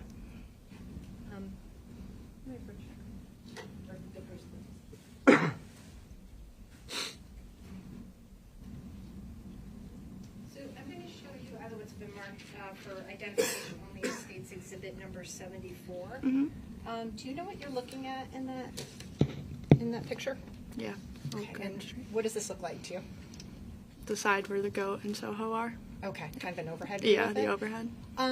Can you mark for me where your car was parked and then just kind of show an arrow where you Yep. drove once you left that parking spot?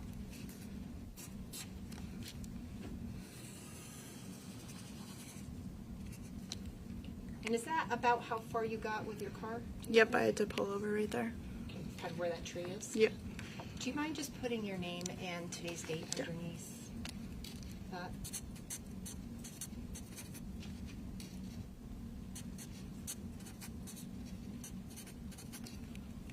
Thank you.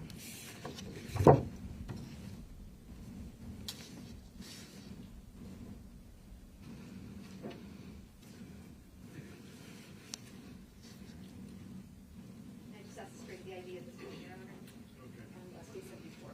Okay, the ID may be stricken.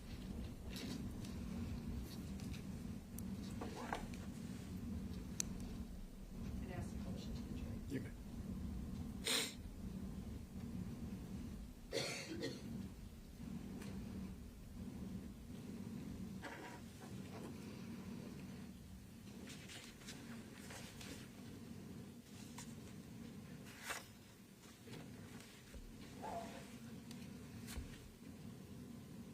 While people are just looking at the path that you described, what was your car like? What were you driving? It was a silver Volkswagen. A silver Volkswagen? Okay. And do you know what model it is? Or what Passat. Passat? Okay. So just to describe again what you've illustrated on here. So you pulled out of that parking lot, that's the Bank of America parking lot? Mhm. And after, actually kind of drove down it, and then once you came out that exit that's kind of close to Soho, Mhm. so you were taking a left onto Old Granite Yep. Street? Okay. So were you headed toward this new center? Yeah. At that end of Old Granite Street? Yeah. So once you did that and made that turn, what happened?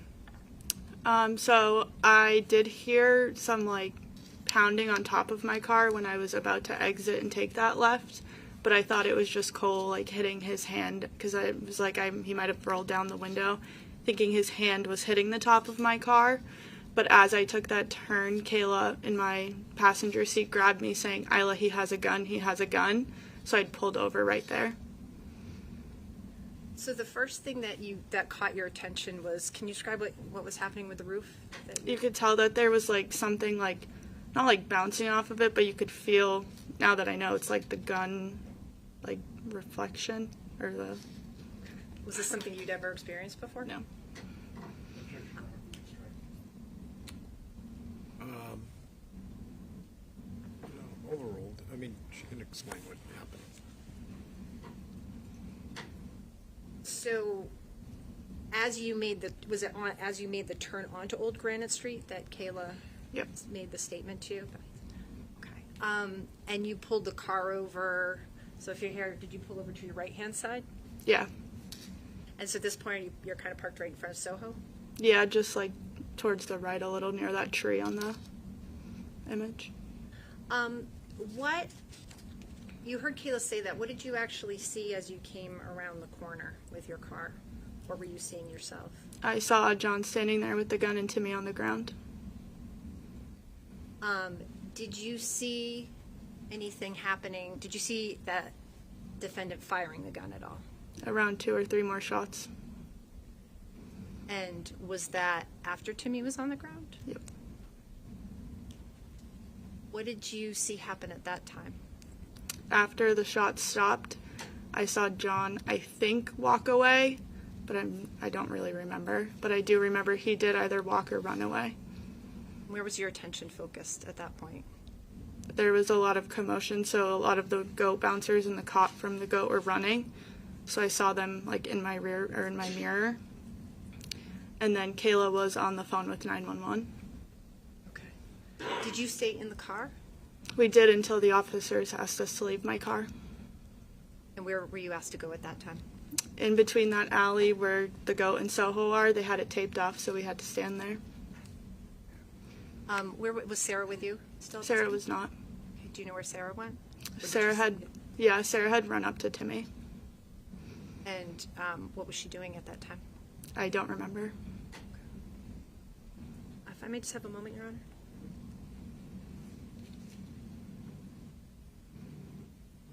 I don't have any more questions for you, Isla, at this time, but the defense attorney may have a few questions for you. Thank you.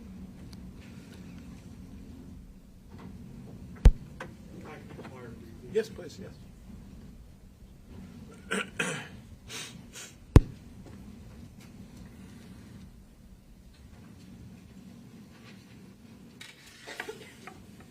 Good afternoon. Good afternoon. So just so that that we're clear, you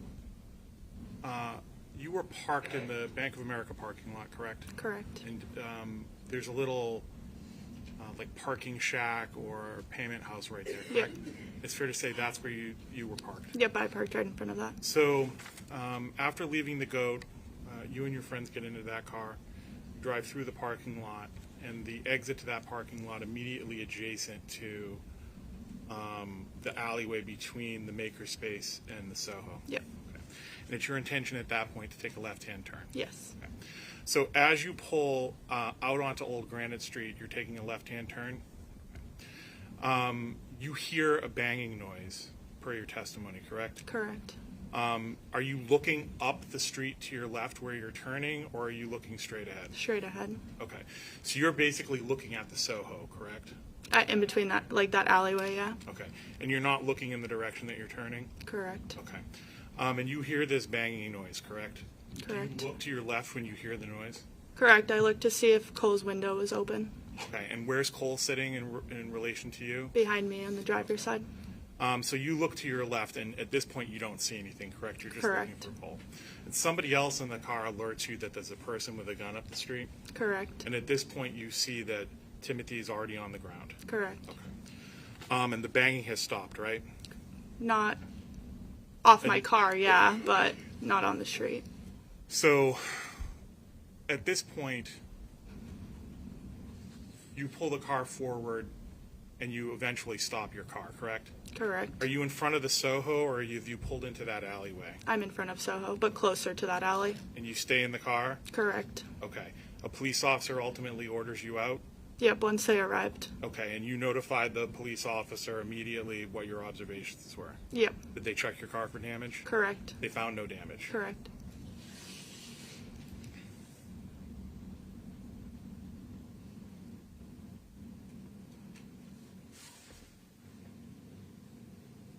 Just to be thorough, have you reviewed any videos of this incident prior to today? No. Have you seen any videos of this incident prior to today? I mean, after in January, yeah. Okay, so you watched videos of the incident in the news media or something along those lines? Correct.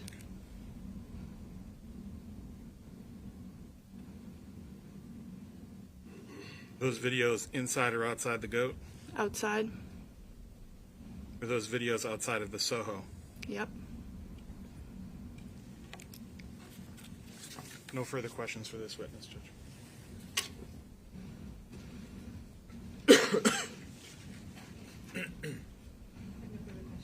Okay, you can step down. Thank you.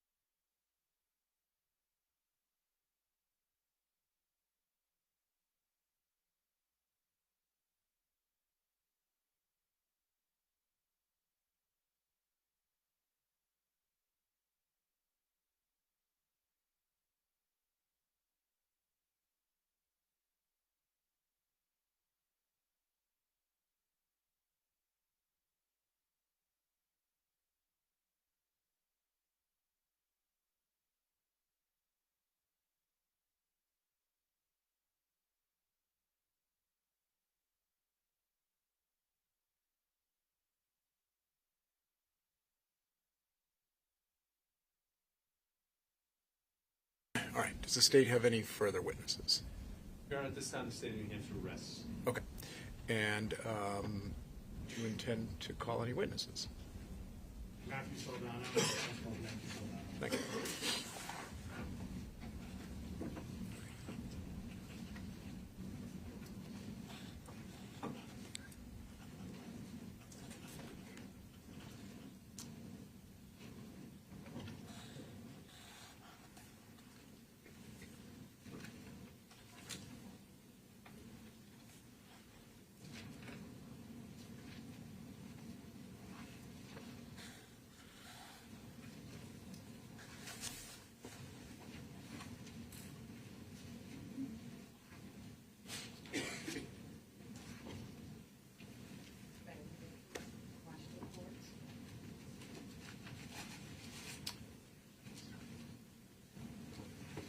While you're seated, you can just raise your right hand. Do you solemnly swear the testimony you're about to give will be the truth, the whole truth, and nothing but the truth, so help you God? I do.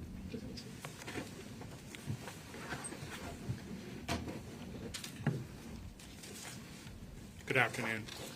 Could you state your name and age for the record? Matthew Soldano, 23 years old. Matthew, where do you live? Salem, New Hampshire. And what do you do for work? I work in finance at a hospital. So, Matthew, I want to bring you back to January 27th of 2023. Could you just give me a brief description of that day, the beginning of that day? Yeah, so I was at work, and after I got out of work, I met up with my friend John. He was at a funeral all day for one of our other friends. His dad passed away.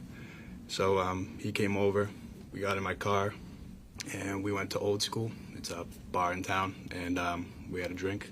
And then we went back to my house, got his car, and headed to the GOAT. How do you know John? I've known him for years through school, and we played football together. Okay, how many years approximately? Around 8. Now, you just told us that you went to the GOAT, just so that we set the stage. What's the GOAT? The GOAT is a bar in Manchester. Okay, and have you ever been to the GOAT before? I have a few times, yes. And do you know why John wanted to go to the GOAT? Yeah, we were supposed to meet up with Abby and her friends. His girlfriend. Okay. So you get to the GOAT. Tell me what happens when you arrive at the GOAT. So we had to wait in line for a good amount of time, and then once we got in, we went to the bar. I grabbed a couple of drinks, and then we made our way down to the dance floor, and Gage and John saw a couple of their friends, so we stood there for a little bit. Who's Gage? Gage is another friend of ours who was there with us. And you said that there were other people there that John or Gage knew. Do you know who those people were? I do not, no. Okay. Did they know who you were? No.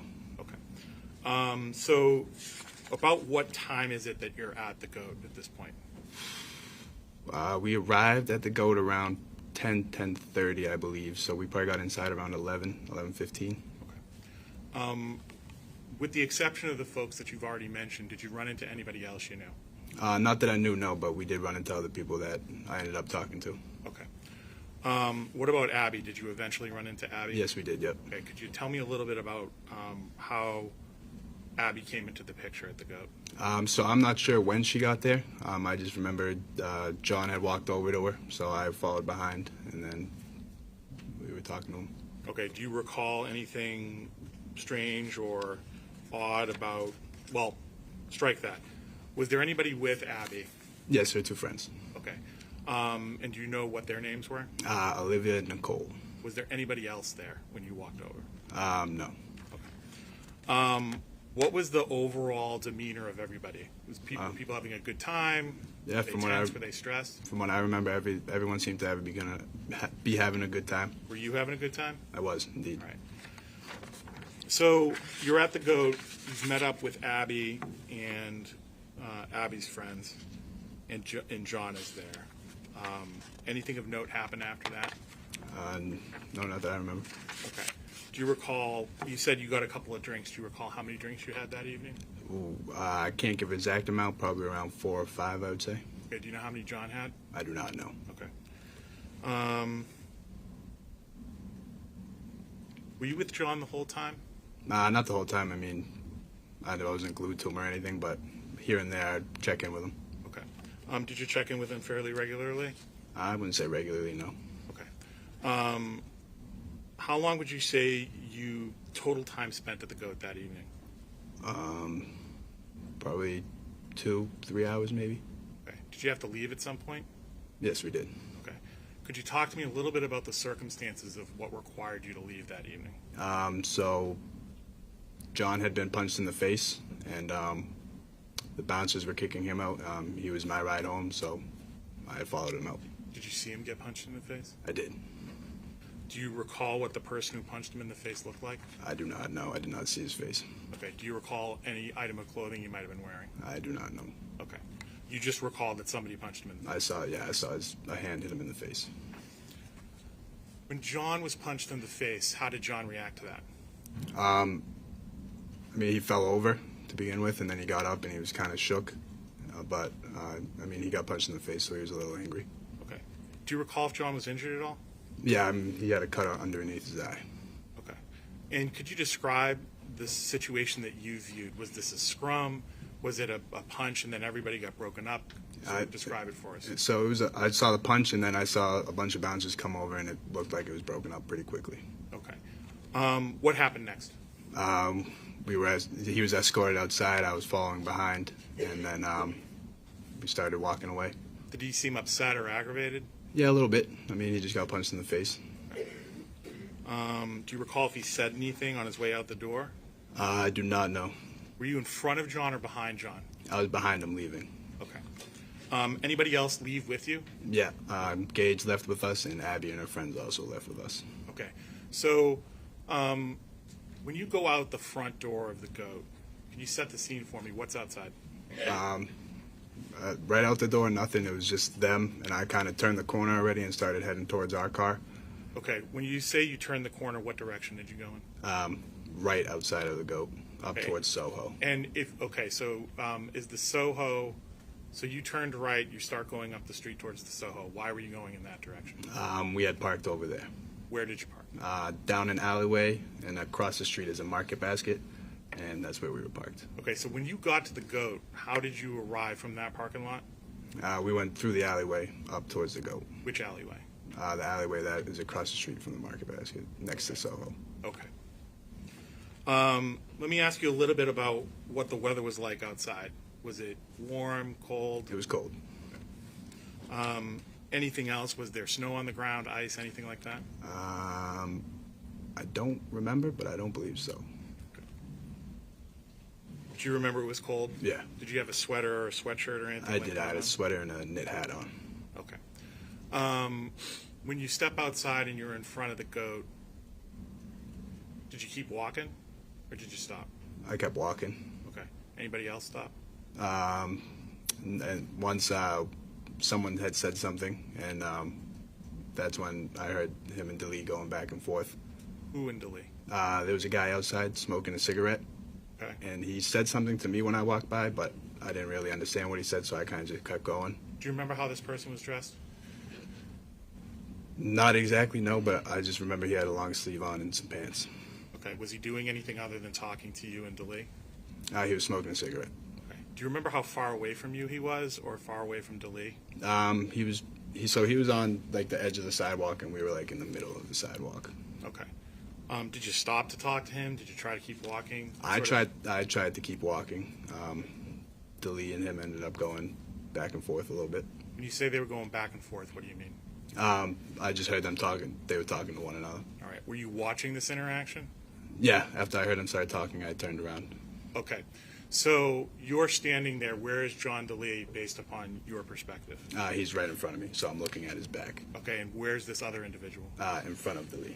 Okay. Could you see the other individual Not on really. your side? Okay. Not really, no.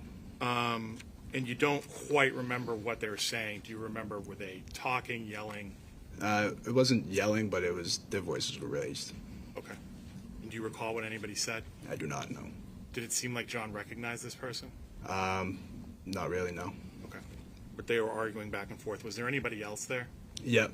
So Gage, Abby, and her friends were there with us as well. Were they doing anything at this point? Abby was in between Delee and the other kid. Okay. And what was Abby doing at this point? Trying to just keep Delee away. Okay. Was she successful? Somewhat, yes. Not fully. Okay, not fully. When you say not fully, what do you mean? She wasn't able to like move him or anything. Okay. But she was able to stay in his way. Okay. So at this point, what's your intention? Do you want to stay there? Do you want to leave? I want to leave as quickly as possible. Okay. So what steps do you take to do that? So I started to move in front of Delee to give him a little more extra motivation to start moving up towards the thing. We were successful moving him up a little bit, and then another person approached us. Okay, what did that person look like? I couldn't tell you what they looked like. They were in pants and a long sleeve as well. Okay, what drew your attention to this person? So someone had mentioned that someone had pepper spray. Okay. And I looked, and do you remember who mentioned that? I do not remember who it was, no. Okay, but explain to me what happened. So someone had said it. I looked over, and I see a kid standing there with a can in his hand, up like this. So that kind of froze me for a quick second. Okay, when you say up like this, could you just describe for all of us So, what that means? yeah, so the can was in his hand like this, and he had his finger on the top. Okay, and who is he facing, if anybody? Delee. Okay. Was he squared up? Was he like 90 degrees straight on with him? Yeah. Okay. What did John do? They started going back and forth with each other. You say they started going back and forth with each other. What do you mean? They were talking to each other. You mean they were talking to each other? Were they It was using pleasantries? No, Were they yeah. yelling at each other? It was more of not a pleasant I wouldn't say yelling, but there was definitely not a pleasant tone. Okay. What happened next?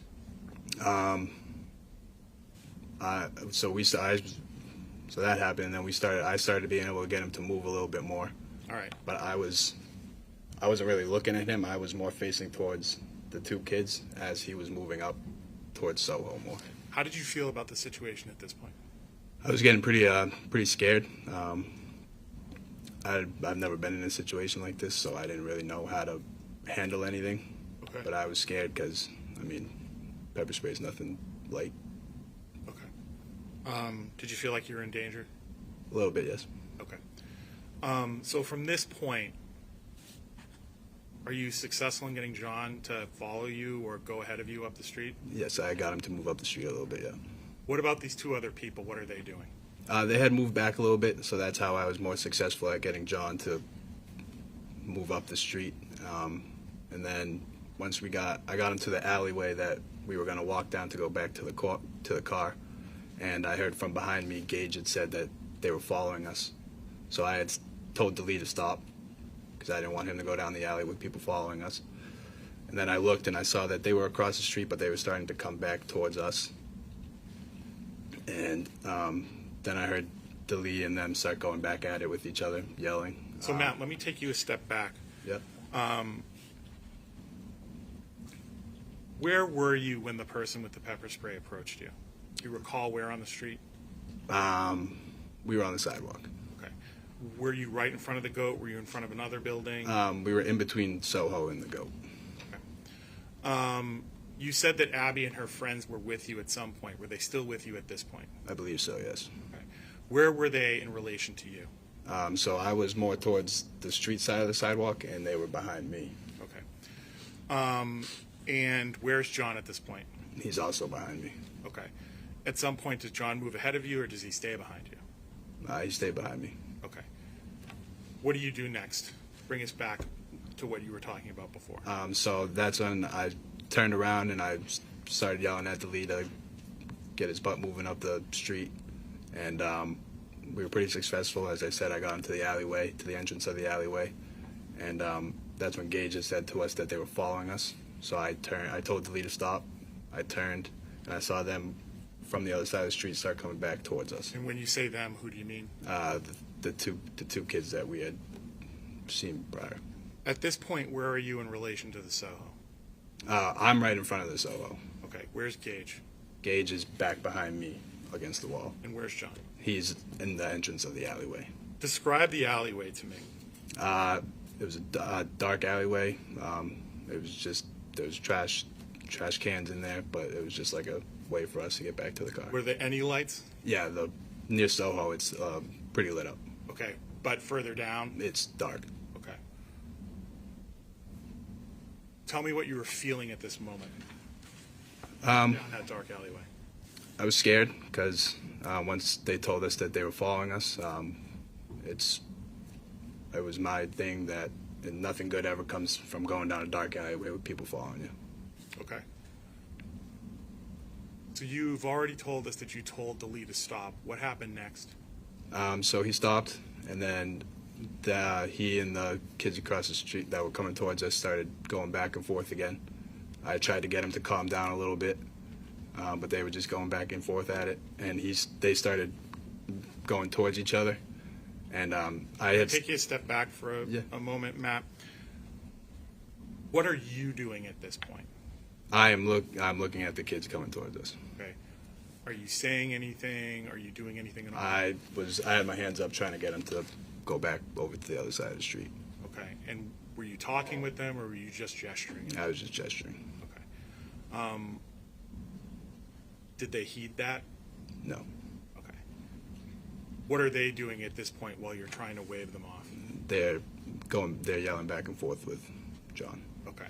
Are they walking towards you, or are they standing there? They are walking towards us, yeah. Okay. Where is John at this point? He's still in the entranceway of the alley. Do you recall what they were saying? I do not know. Okay. And how do you feel at this moment with those people coming towards you? I was scared. I was definitely very scared. Tell us what happens next. So they start going towards each other, and I kind of turned, and I was approached by an individual, and he lifted my shirt and asked me if I had a gun. Okay, so Matt, I want to ask you, where were you standing when this happens? I was on the street. What street? The one that is in front of the goat. Do you know the name of that street? I do not know. Okay. What direction were you facing? Towards the other side of the street. Okay, when you say the other side of the street. So away from the goat. Okay. Is there anything over there that you could use as a landmark to tell us where you were and where you were facing? No, there was just like, it was a parking lot, there was cars. Okay. So you're facing towards the parking lot, there are cars. Take us through what happens. So I was approached, my shirt was lifted, he asked me if I had a gun. I didn't. I had my hands up, I didn't. I said, no, I don't. And then me and him started walking towards Delee and the two other kids that were pretty much face to face at this point. Do you have any idea why he would ask you if you have a gun? No. Okay. John known to carry a gun? He is, yes. Did you know if he was carrying a gun that night? I wasn't 100% sure, but I assumed he had been, yes. Was it the first time that he carried a gun? No.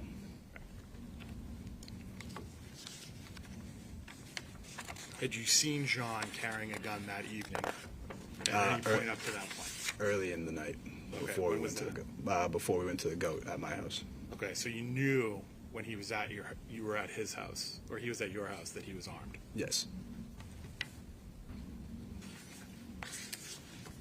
So one of these people asks you if you're armed? Yes. Did you respond to them verbally, or did they just check you? They just checked me. Okay. What do you do next? I start walking towards Delee and the other two kids that were face to face. Okay. And can you describe to me the two people that were face to face with John? I know they were the two kids that we had seen earlier on the sidewalk. Okay. What's John doing at that point? They're yelling back and forth at each other. Okay, and what do you do at this point? This was the last time I went up to him, tried to get him to follow me back towards the alley. Okay. Did you go towards the alley? I started walking away, yes, with my hands on my head. What happens next? Shots were fired. Okay. Did you see the shots fired? I did not know. Did you hear them? I did. Okay, and how far away from John were you when you heard those shots? I would have to say probably 20 feet, maybe. I wasn't on the sidewalk yet, but I was close to it. Okay. Do you recall how many shots you heard? I heard about 3 or 4, and then everything kind of went silent for me. I kind of got tunnel vision. Okay. How are you feeling at this moment? I was terrified. All right. I didn't know what just happened. Do you see John after this? I do not know. Okay. Where do you go? I run into Soho. Okay. Do you see anybody else when you're in the Soho? I was in there with Gage. Okay. Did you talk to Gage at all? A little bit. We were both kind of just shook at what had just happened. Did you look back outside at all? No. Did you see anybody else running or anything like that? To begin with, yes, before I got into Soho, yep. So that's how I got into Soho. I saw Gage running towards Soho, so I followed him in.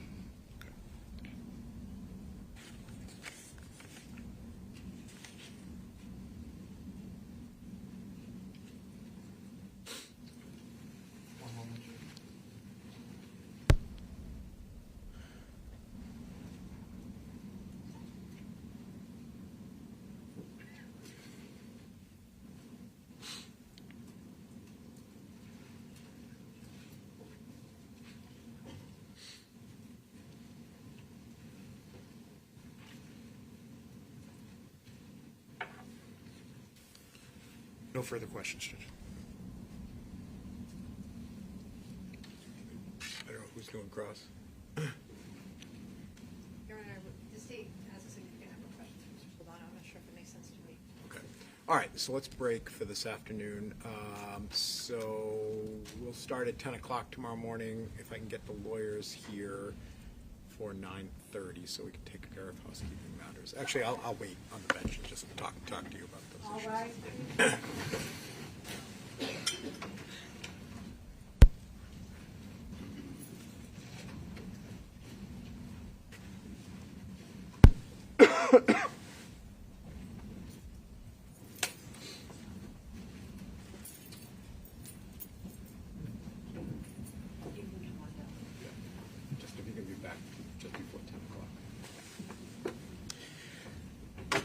seated.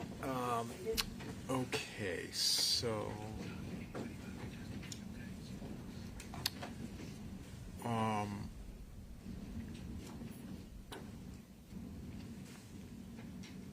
you want to make your motion now, or do you want to do it tomorrow morning? I can just put on the record now that I'm moving to dismiss on the grounds of insufficiency of the evidence.